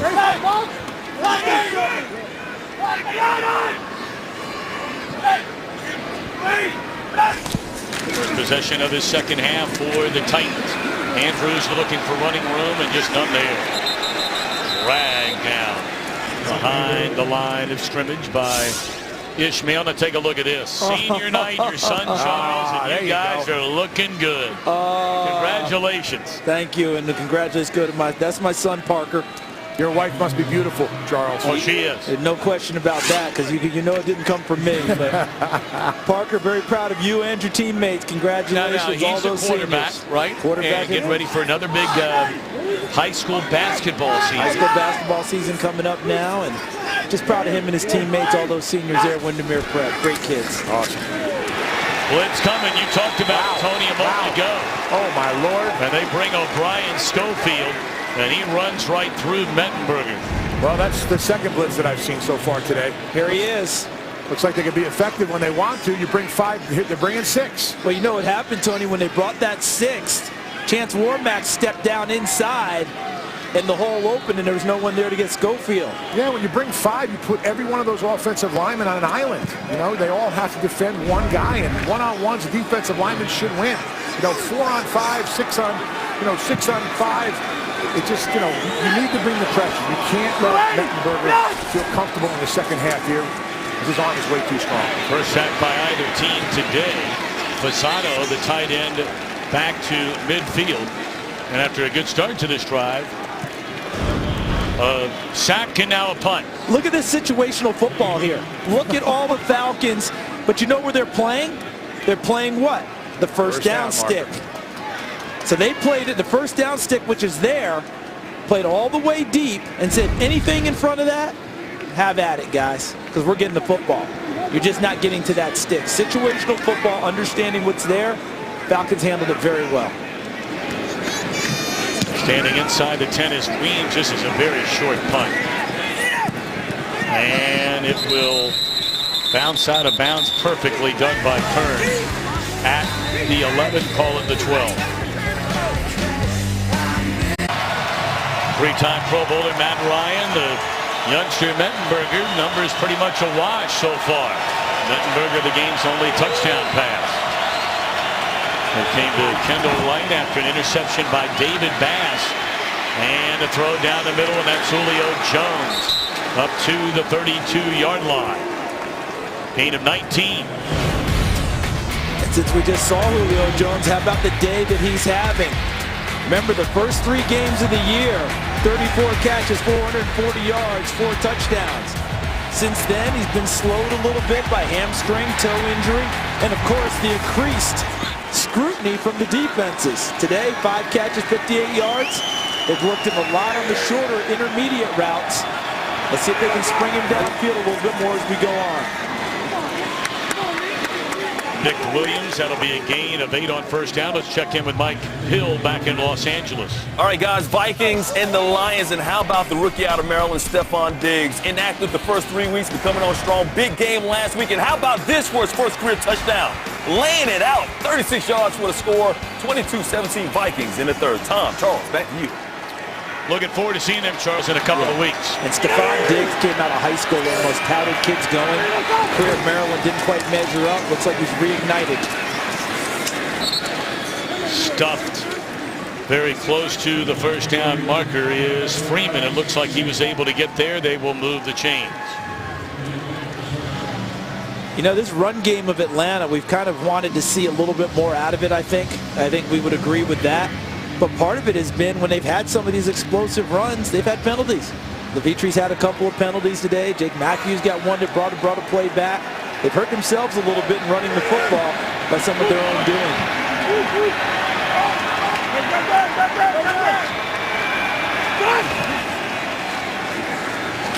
In the hands of Freeman, breaks it to the outside, got a nice block by Tammy, and that'll be a gain of 12. How about that cut setup? You know, you always hear about runners who get what's blocked. You know, that's all you're going to get, whatever's blocked. How about the ones that create extra blocks and opportunity? Because that play was stacked up fairly well by Tennessee at the line of scrimmage, but his move and his dip and vision actually brought Jacob Tammy a second block to get him to the corner. 13 rushes, 77 yards, just short of 6 yards per attempt. For Freeman, he'll give it to him again. And better than 6 yards here. That's a gain of 11. I don't know about you guys, but I think you just keep giving it to him. Yeah, and I think they're starting to feel it. Watch here, point of attack. Okay, Levine Toilolo 70, Matthews 80, Matthews 70, Levitre 67. On that stretch play, they gave him a crease. And 97 there, Carl Klug unable to get his legs, and that got him right into the second and third levels of the defense. They're starting to heat up running the ball. Freeman, 23 years old, grew up in Miami, played at a powerhouse program in high school. Quick slant to Jones. Did he ever have the football? No, it's incomplete. You know, Freeman played at the highest level, the big school division in Florida. Now we're talking big-time high school football. Yes. His team won the state championship. He was the MVP of the state championship game. He's ranked in the top 10 high school running backs in America. He goes to Florida State. 3 years in a row, 1,000-yard rusher. Why would it be a surprise that he would be a good NFL back? It's an interesting conundrum because he's got all the stats. With all that talent around at Florida State, I think some people thought maybe, we'll get back to it after this play. Catch made, a beauty to Nick Williams. And he's down to the 14-yard line. First down, Atlanta. I think some people thought with all the talent around him that maybe it just helped him that much more, but we found out he's a talent. Look at Nick Williams. And look at downfield, the clear-out route by Roddy White at the top, 84. He cleared all the way downfield. People wonder, where's Roddy White? Sometimes you make the plays we don't see where you don't catch the football. That was a play Roddy White cleared, took the defenders deep. Underneath Williams on the cut, Ryan finds it. Nice play without the football by Roddy White. And you could see McCourty chasing. He just left the game. Already bothered by a hamstring injury. This is a rookie Coleman out of Indiana. Inside the 10, down to the 8-yard line. And Tom and Tony, you guys have seen for years Alex Gibbs run offense, right? If you see McCourty there, hope he's going to be okay. And we've seen it in all the different places, whether it was Denver or Washington with Mike Shanahan, right? We're seeing that right now, aren't we? This is that style of zone blocking running game that Alex Gibbs made famous. Yeah, the only thing you don't see is the cut on the backside. You know, Alex Gibbs, when I was with the Colts, he was with us, and he would make them offensive linemen go down to give that running back the crease and the cutback on the backside. A lot of the guys now are trying to stay up, which is good and healthier for the players, but that's the only difference that I see. But it is the Alex Gibbs zone blocking up front. Julio Jones tiptoes into the end zone, and that's a touchdown, the first of the day for Atlanta. And the Falcons have the lead for the first time today. You think Julio liked this matchup? Look at him in the slot, and then look who's covering him. That's Derek Morgan. Derek Morgan's an outside linebacker, but before Derek Morgan was an outside linebacker, he was a 4-3 defensive end. That's a heck of a transition to go from D-end, outside linebacker. Oh, now I'm a nickel corner? That's a lot.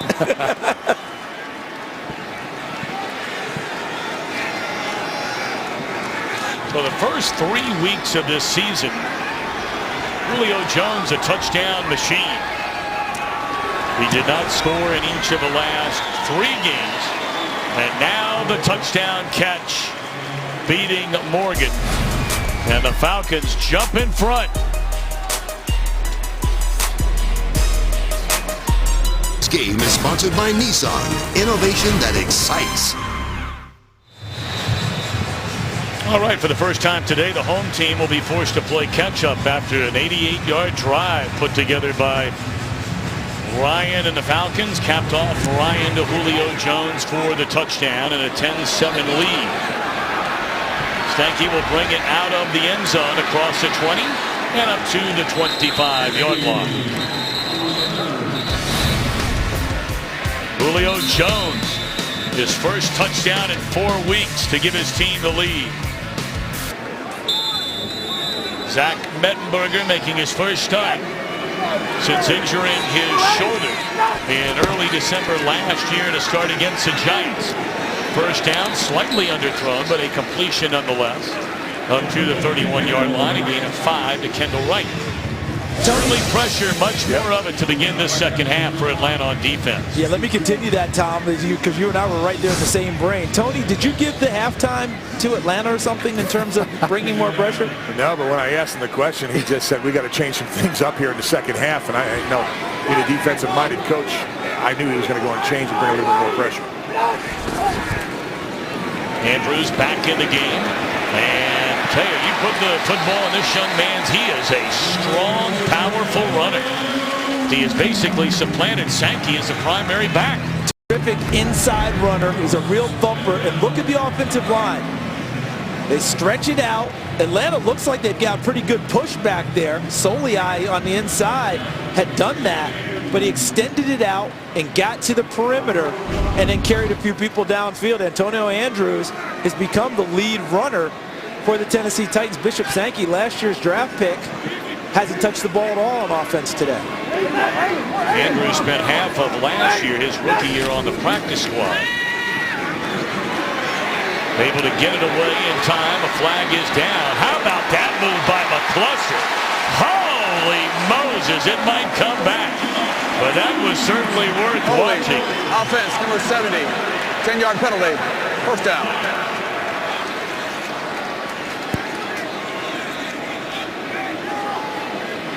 So they got Chance Warmack again, number 70, for the hold, the right guard. He's working against Rashid Hageman, and you see Hageman gets around him, and he grabs the cloth. But that move you were talking about, Tom, man. Even in slow motion, he's quick. That's a pirouette right there, guys. Look at that, turned into a whirling dervish. And a swing and a miss by Durant.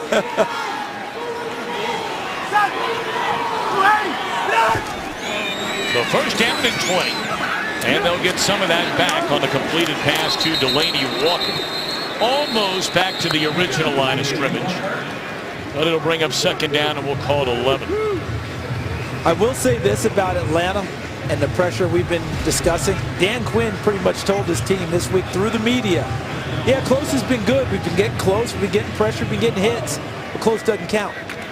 Right? What's the old expression? Only in horseshoes and hand grenades? That's it. He said, let's get some people on the ground, get them off the spot, make them move. That's the next step for the Atlanta pressure. When, of course, the last 2 seasons, defensive coordinator in Seattle, blitz coming. And they tried to lay it off to Sankey, who I'm not sure ever saw the football. There was a lot of traffic around him there. But down at 11. His is all-out pressure. Watch everybody coming, but watch Beasley in his coverage of Sankey. He sees that Sankey's going out in the route, realizes and makes the redirection. A little bit of a hold there, but makes the redirection after Warlow gets the pressure in on Mettenberger. Well played by the rookie, Vic Beasley, out of Clemson. Now, the last time we saw 3rd and long, and we're going to see it again, there are 6 Falcon defenders lined up a yard in front of the first down marker. And McCluster unable to hang on, and it's time to punt. It was a sack the last drive, a penalty this drive. Here's the first down stick right there, and look at where everyone's playing. As you noted, Tom, a yard in front of the first down marker. Situational football. Dan Quinn, Richard Smith, the defensive coordinator, have what you want in front of us, but you're not getting to the first down marker. Of course, when you're 3rd down and 4 or 5, you can't do that kind of thing. No. But 3rd and a ton because of penalties and sacks. Puts your offense in a tough spot. And it will bounce right at the 20-yard line, and with 2:59 to play after a 41-yard punt by Kern. It's 10-7, Atlanta in front.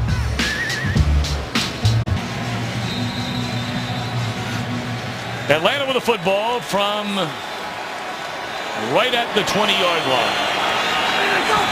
And Atlanta with a 10-7 lead on first down. Big chunks of yardage for Devontae Freeman. And he's all the way inside the 40, but there's a penalty flag all the way back at the line of scrimmage. Another major run looks like it's going to come back for Atlanta. I mean, they're wasting beautiful runs. Illegal block in the back, number 84 offense. 10-yard penalty. First down on the previous spot. I mean, Roddy White can't believe it. All right, let's take a look at Roddy White, 84. He's not catching very many passes, going to block, and he does exactly what they said he did. Blocked him dead in the back. Spot foul. 10 yards from the spot of the foul. And how about this run?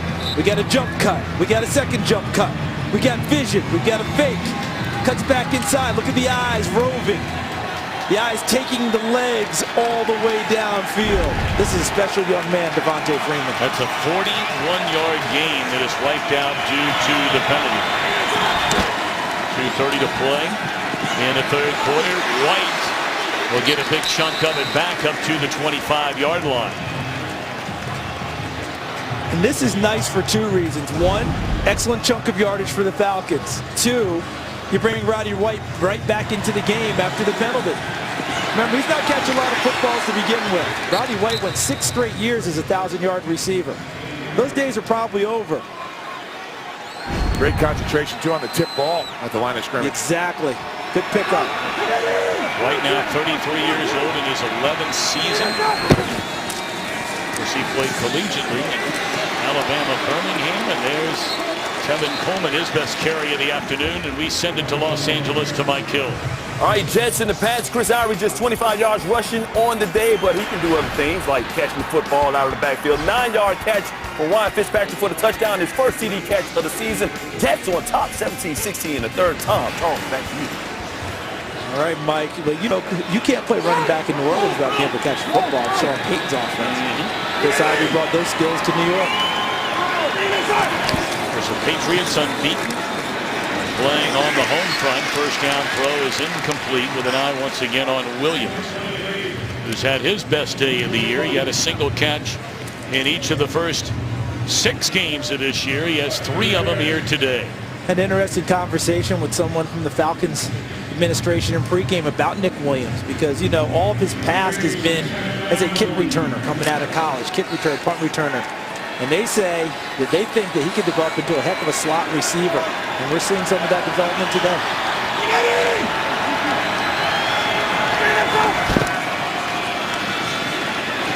Putting it back to the inside again is Freeman, and he's a yard short of a first down.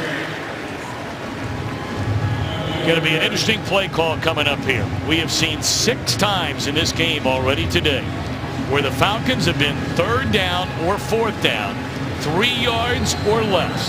They have thrown it every single time, and only twice have they converted.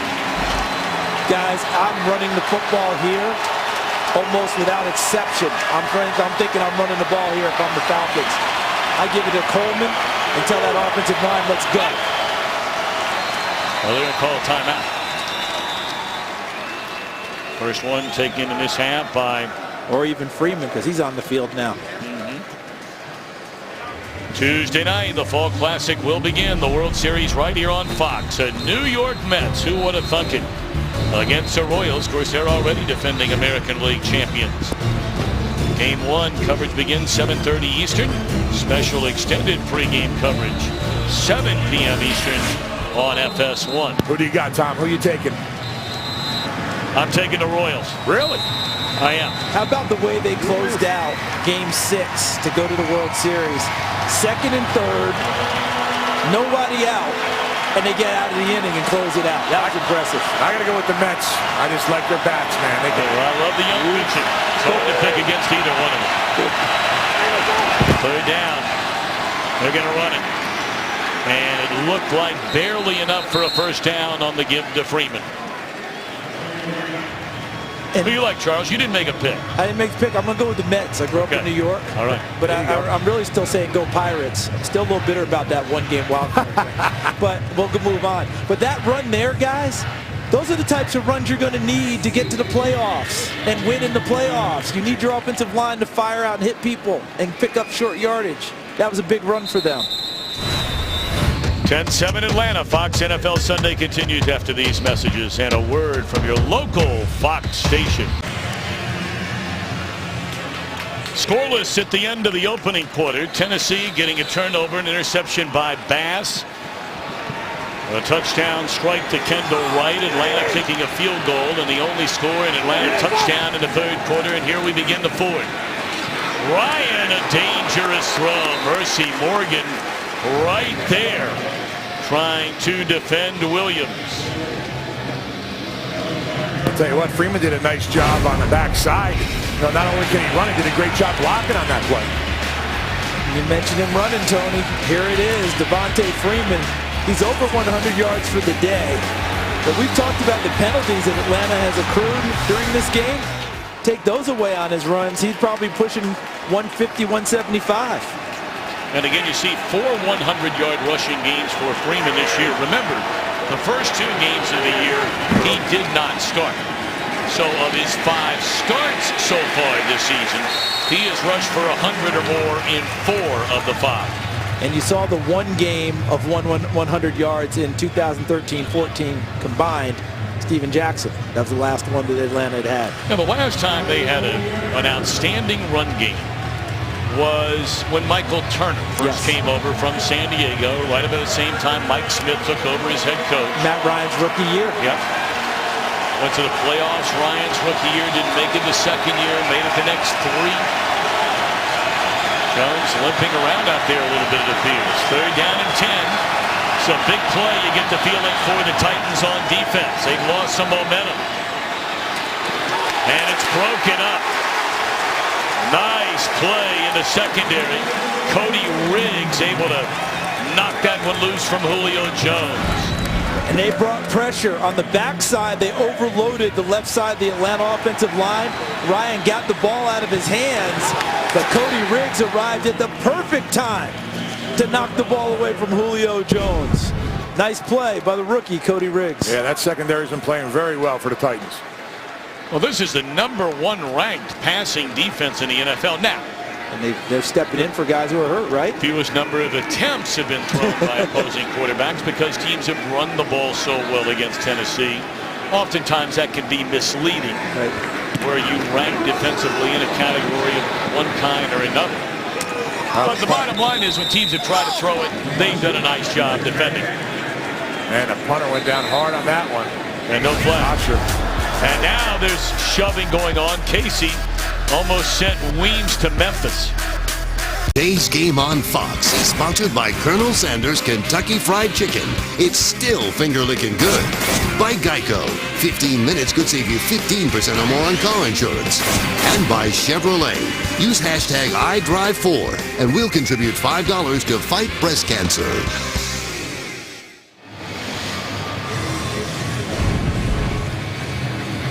So this is what happens when you try and protect your punter. If you don't have enough to heft to deal with a Jarrell Casey, who's a defensive tackle end, and Matt Bosher not happy at first, and now he realizes, oh, so it was you who knocked me over, my teammate Eric Weems. That's why there was no flag. Yeah, you got to be at least over 200. Weems is only 195. He's got to put on a couple pounds. Andrews bounces it to the outside on first down. He delivered a hit on Robert Alford. Mercy, mercy. Yes, Andrews comes to play now. He brings some pop with him, doesn't he? There's Robert Alford at the end of the play. Don't go in half-stepping now. Because Antonio Andrews is a full stepper. That's what running back coaches like to call finishing runs. And he just made Sylvester Kroom, his running back coach, very happy with that one. I mean, that was only, what, a 3-yard gain?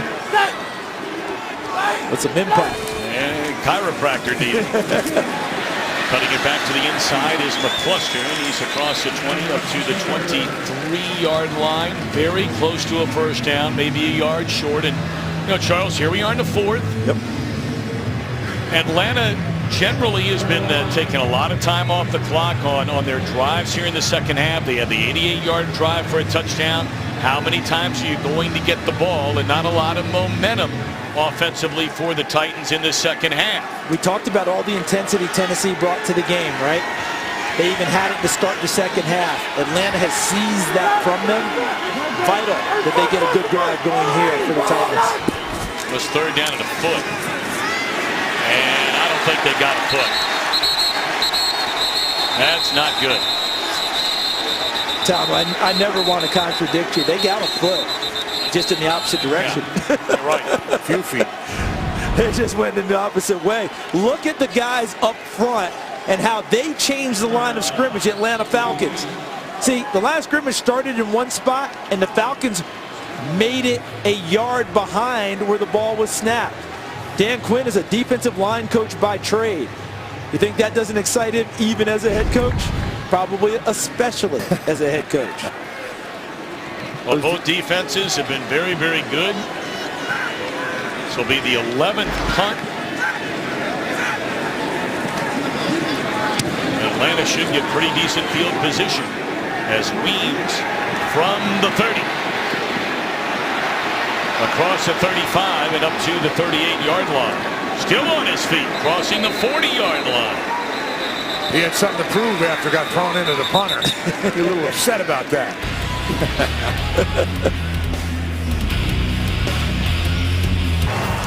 College football returns to FS1 Thursday. Big 12 showdown, West Virginia against number 4 TCU. Tremont Boykin, you've seen him. Yeah, and he can sling it and he can run it. And West Virginia just got done dealing with Baylor not too long ago, who puts up big points. They'll get a similar team in TCU. First down, Ryan had it tipped at the line of scrimmage and incomplete. Second down and 10. This is a kind of drive. And, you know, Atlanta, you want to be, you brought up earlier, George, about the third down and a yard. You know, you got to get that yard if you want to win games going forward into the year. This is a kind of drive for all intents and purposes. You score a touchdown here, you're making life mighty tough. Dan Quinn says it all the time. He wants a team that's fast, that's physical, and that finishes. This is that type of a drive.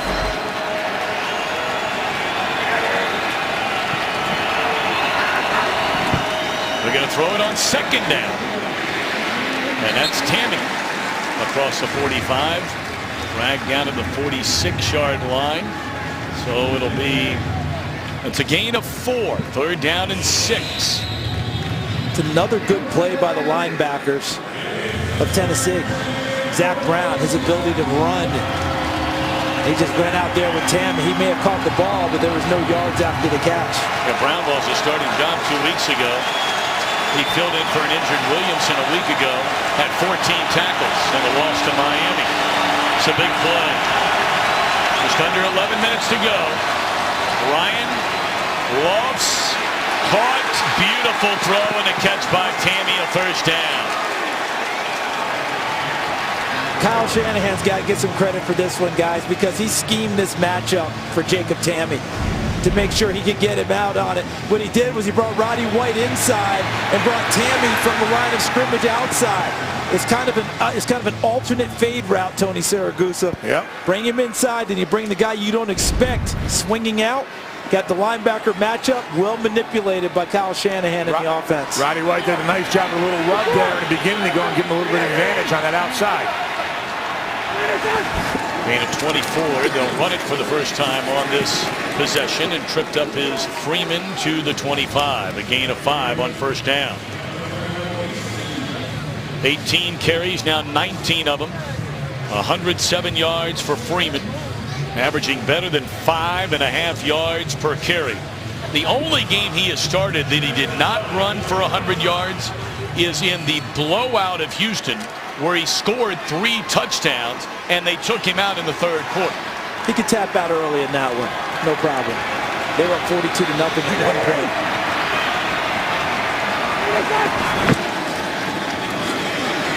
Bottled up to the line of scrimmage here. So once more, Tennessee, Dick LeBeau's defense needing a stop to try and force, at the very minimum, a field goal try for the Falcons, as we're under 9.5 to go. That was well stacked up by the front of Tennessee. And you end up with Zach Brown, 55. I saw Bloody Ray Wilson, the corner, coming inside to try and help on that play.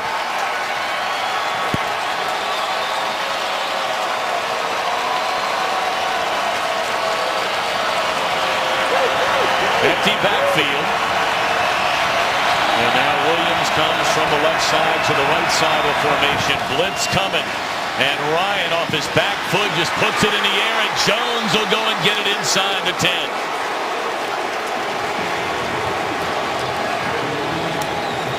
I think 9 out of 9 times he's going to win that jump ball, guys. And this is Jones here. He's just going to go down, and Ryan has told him, just as soon as you turn, be ready for the football.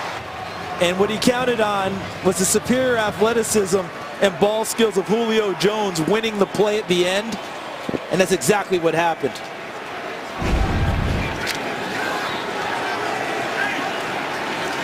Seventh catch of the day. It is 1st and goal, Atlanta at the Tennessee 8. Freeman looking for an opening and slips inside the 5 down to the 4-yard line. 2nd and goal. You know, the element that's been added to Matt Ryan's game with the new offense coordinator Kyle Shanahan is movement. Matt Ryan being able to bootleg out, right, get to the corner a little bit more. Not that you run him on a lot of quarterback run plays, but if they want to fake it inside and boot him out and throw the ball, he's got that in his arsenal now. They play the drive.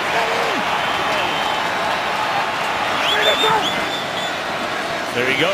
Rolls to the right. Catch is made, but it looks like Jones is short, or is he? Officials looking at one another, no signal given yet. And you're saying he's run out of bounds. The half-yard line. Just a little short sprint pass by Matt Ryan. Gets it. How's that not a touchdown? Yeah, I think it's going to be ruled. It's going to be soon. Yeah, it looks like the ball breaks the plane right over the pylon. If I'm Atlanta, I want them to take a good hard look at this one. I'm absolutely surprised. Yeah, there's a challenge flag. Oh, okay. Coach Quinn runs all the way down to the goal line.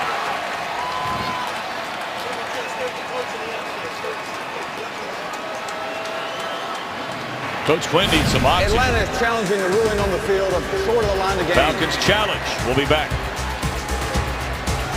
Today's game is sponsored by Xbox One, the official game console of the NFL. So this is what they're going to be looking at. Did Julio Jones stay in bounds and cross the plane of the goal line?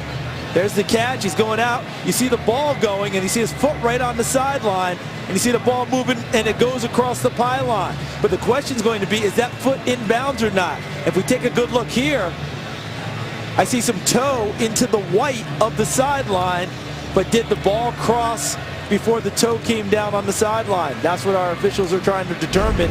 Our replay officials, Jim Lapatina and Jim Pearson. It seems that they're going to go and move the ball, have to move the ball up because the ball was closer to the goal line. Worst case scenario for them. At the end of the day, Mike Pereira, you talk all the time about how you really have to have convincing evidence to overturn the call on the field. How do you see it?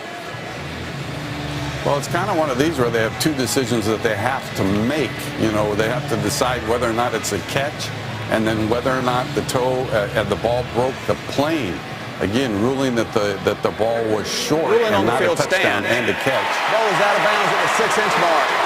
Atlanta is charged their second timeout and their first challenge. So the game clock will start on the snap. Ball on the field stands. And the key is, too, when they look here, is the back foot. When he first got control of the ball, the back foot was still on the ground. So really, when you talked about this step here, that's the third step. And that's why it was confirmed still as a catch. And then the question is, could you tell exactly where the ball is? I say good for New York, staying with the call on the field. But Mike, should they spot the ball closer? They have it on the one right now, They moved it closer, Tony, than where they had it before, just as you said. And Atlanta will go heavy set here, guys. Out of the I formation, Patrick DeMarco will get the football and denied the goal line is DeMarco. The Atlanta Falcons getting very cute, if you will. Everybody feeling that Freeman's going to get it. And Woodyard delivers the blow on DeMarco, 4th and goal. Yeah, they hand it to the up back, and I've never been a huge fan of the lead back getting it.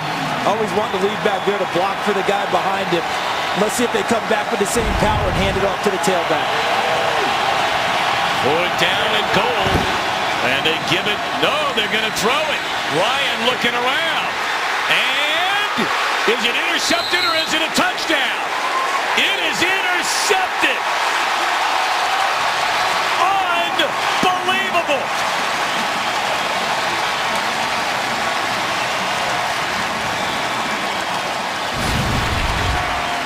The ball was tipped. It looked like Tammy had it. And then wrestling is Williamson. And he comes away with a football.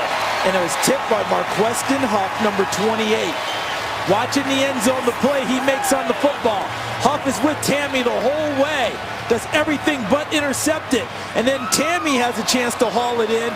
But Avery Williamson, as you noted, comes in and fights for the football and takes it away from Tammy and gets the interception that kills the drive. Well, I don't know about you, Charles Davis. I would have thought, listen, there's two ways. If you hand it off inside and run your power with Freeman, you understand why. To me, if you're going to go there, I use the movement skills of Matt Ryan that you've added. I agree. And I'm faking it, and I'm approaching the corner to give me a little more of a run-pass option. That's just me. Guys get paid a lot of money to make decisions, and they're never easy decisions. No, they are not. But every team has strengths, and every team has weaknesses. So here we go, a fighting chance now for Tennessee, and on first down, a completion to Fasano, and he is up to the 27-yard line. It's a nice pickup on first down, a field goal away from a tie, a touchdown from taking the lead, a long way to go. 6-10 and counting, and the Titans have 3 timeouts remaining. This is the type of game that Tennessee's had trouble getting over the hump in. Tight ball games late, chances to get it done. They haven't been able to do it. This is another opportunity for them to start to change the narrative of their season. Run around and hand it off, and that is enough for a first down to Antonio Andrews. Let's go for a game break back to Los Angeles.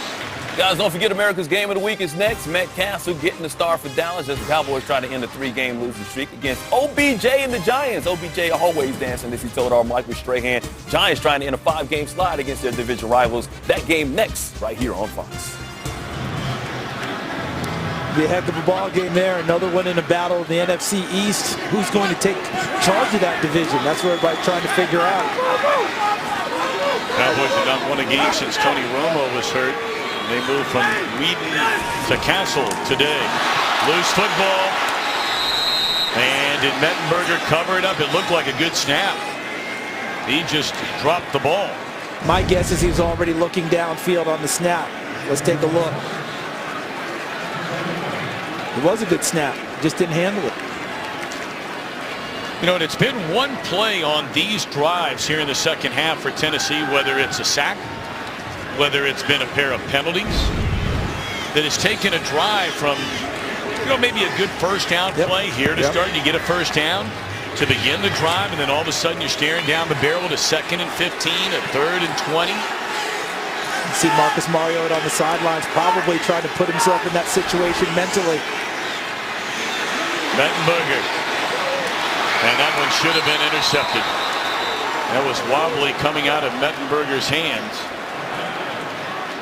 And Ricardo Allen, the one-time corner turned safety, nearly picked it off. And he can thank Adrian Claiborne for that pass, I believe, number 99 for Atlanta. I think his pressure caused the inaccuracy there. Look at the interior of the line. Claiborne has moved inside in their nickel package. Taylor Lewan held him there and got away with it. And again, here on a 3rd down and long, Atlanta with 7 players basically at the first down marker. And they'll swarm to McCluster as he is slammed down to the 31-yard line. So again, it was that penalty that put him behind the 8 ball. And or the fumbled snap on this drive. Exactly. As you pointed out again, Tom, they played situational football. And Tony, when they do that, this just becomes hunt drill that we used to talk about. Running in the proper angles to the football after they throw it short. And they got 3-4 guys buzzing to a guy. No way he should break through that main tackles and get a first down. Yeah, the most important thing is make sure you get a pass rush on that, because if they have too much, flags are flying everywhere, guys. I cannot believe Beasley. He's going to get caught with 12 men on the field. Basically, the rookie Beasley was jogging off the field, and you saw the special teams captain saying, snap the ball, we're going to catch him with too many men on the field. Okay, here's Beasley, number 44 in white. Not exactly busting it off the field, is he? I mean, that situation, you've got to bring it to get to the sideline to help your ball club out. And we'll see how this changes the thinking. Too many players on the defense, 12 players on the field. It's a 5-yard penalty from the previous spot. Remains 4th down. Okay, now you're at 3:35 left. You have all 3 timeouts left. They're sending Mettenberger out. I'm starting to ask the question, Charles. Your 4th down is going to get you to 4th and about, what, 2 or 3 here? You have to go for it. No ifs, ands, or buts. It's going to get you to 4th. And maybe 3.5. You got to get just past the 40-yard line, and they have the ball spotted, the nose of it right on the 37. I like the move by Ken Wisenhunt. 1-4 team. They battled hard all game long. Let's give them an opportunity. You know, Atlanta presented you a chance. See if you can follow up on it.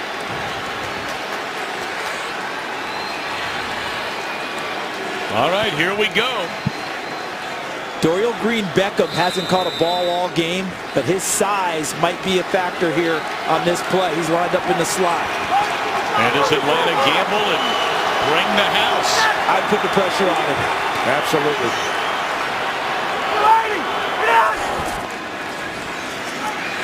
Throw, underthrown to Hunter. And Atlanta gets the football. Not even sure if he catches it. They get to the first down mark.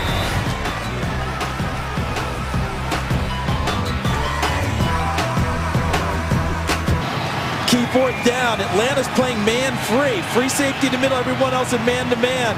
Watch the middle of the field because there are places that are open but those aren't the routes there for Tennessee. They try and go to Justin Hunter on the out, a little bit of pressure. Mettenberger gets rid of it too low and too outside. On the backside, Kendall Wright thought that he was wide open, and even if Hunter catches the ball, Tom, as you pointed out, Alford's on the play. I don't think he gets the first down. They're now trying to seal the game on this drive, Atlanta. Although plenty of chances to stop the clock for Tennessee. 3 timeouts left. And watch on the backside, Kendall Wright running his route, but that takes a little bit of time, you know, and it's going to be a lot longer throw. I know he's upset and wants the ball, but how excited is Dan Quinn about his defense getting off the field? So a timeout is spent by Tennessee. The Titans have 2 left. Still only a 3-point game now. The second down and 9 coming up. Arthur Blank hoping his franchise can pick up its 6th win in the first 7 games of the year. Rain's coming down pretty good too right now, guys. It's all about the balls, what Dan Quinn preaches. That's what he's telling his running backs right now. Squeeze the football. Coming tight on that line of scrimmage. They hand it to Freeman, cuts it back. That's a nice play right there made by Daquan Jones. Another timeout. 3:20 left in a 3rd down and 9. Freeman in 5 starts now 4 times eclipses 100 rushing yards. Mettenberger starting in place of the injured Marcus Mariota through the touchdown pass the final minutes of the opening half. How about the last drive for the Atlanta Falcons? This is how it ended. They got down inside the 1-yard line, 4th and inside of a yard. They fake the run, throw the pass, interception by Avery Williamson that gave Tennessee a chance. Critical 3rd down for this Tennessee defense, and Ryan, with bodies draped all over him, delivers a pass to the 30. Denied the first down is Julio Jones. How about this play by Matt Ryan? We don't talk about him being like Ben Roethlisberger, where people bounce off, but look at the strength, able to keep his feet. Even though Zach Brown is down there making a play, Matt Ryan, look how he gets the 1 foot out, anchors himself, and is able to complete a pass. That's a big-time play by Matt Ryan to give Atlanta a shot. All right, we have a 47-yard field goal try now. Coming up by Bryant. 47 is his season long. Snap, hold, missed it wide right, and the Titans have a fighting chance. This Atlanta offense on back-to-back drives with a chance to close out the game just cannot get it done. Exactly what Coach Wisenhunt talked about at halftime. When we have our opportunities, we got to capitalize, and we didn't do it in the first half. But they're getting it done here. Atlanta, same thing on their side of the ball. They need to go and capitalize when they have opportunities, and they didn't, just like you said, Tom. Right now, the game has been put into the hands of both teams' defenses. And Tennessee has risen to the challenge a few times here now late. Can Atlanta do it again themselves? Well, after that miss, you try from that far away. If you miss, the other team's going to get good field position. So starting from the 37-yard line, the Titans have 1 timeout plus a 2-minute warning. Mettenberger steps out of trouble, and the catch is made by Wright up to the 41-yard line. Clock will continue to run. They'll try and get in at least 1 more play before the 2-minute warning, although nobody appears to be in a big hurry. And what you saw at the end of the play, the tackle by Trufant, that's what's going to be vital for Atlanta here. Can't give up a missed tackle and a big run after a catch. Mettenberger, crossing pattern, catch made by Delaney Walker. He crosses midfield to the Atlanta 48-yard line, and we've reached a 2-minute warning. Remember, it's a field goal away from a tie game. Ryan Succop, career long, 54. That was back in 2011. His long from last year, 51 yards. His long this season, only 41. He's only tried 1 field goal beyond 40 yards. Mettenberger on first down, and again it's Delaney Walker, and he's able to pick up an extra 3 yards up to the catch after the 42-yard line.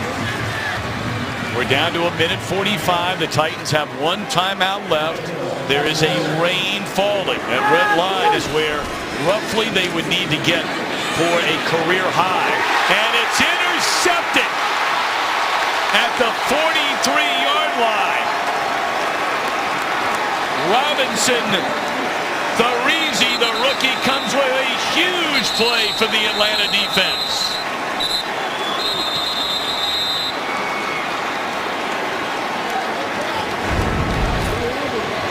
So Tharizi's back here, number 27 in white.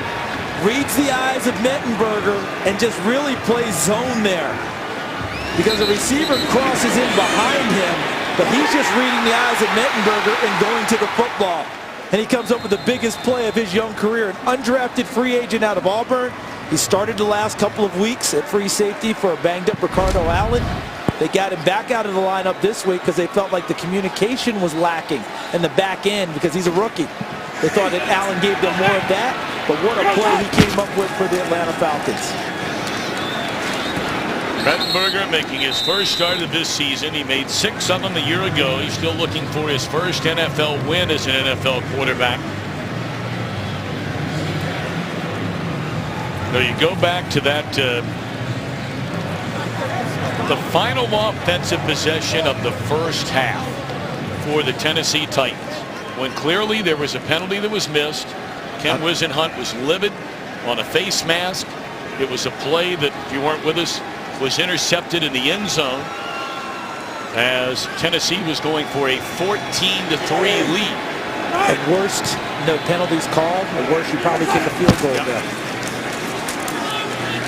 And then Atlanta on the other end, after the interception, had their own penalty that would have wiped out a field goal attempt for themselves. Going to be sending you to bonus coverage here shortly for the conclusion of a tight one going on between the Tampa Bay Buccaneers and the Washington Redskins. For the Falcons, first time they beat the old Houston Oilers / Tennessee Titans on the road, going all the way back to 1981, and the Falcons are going to go to 6-1 on the year. Carolina unbeaten will play later tonight at home against Philadelphia. And that is that. 10-7, the final score. Dan Quinn's team off to a nice start his first season as a head coach. So 27. Well, now it's 30-24. Tampa in front of the Washington Redskins. About 2 minutes and 30 seconds left in that one. We will be sending you there for bonus coverage.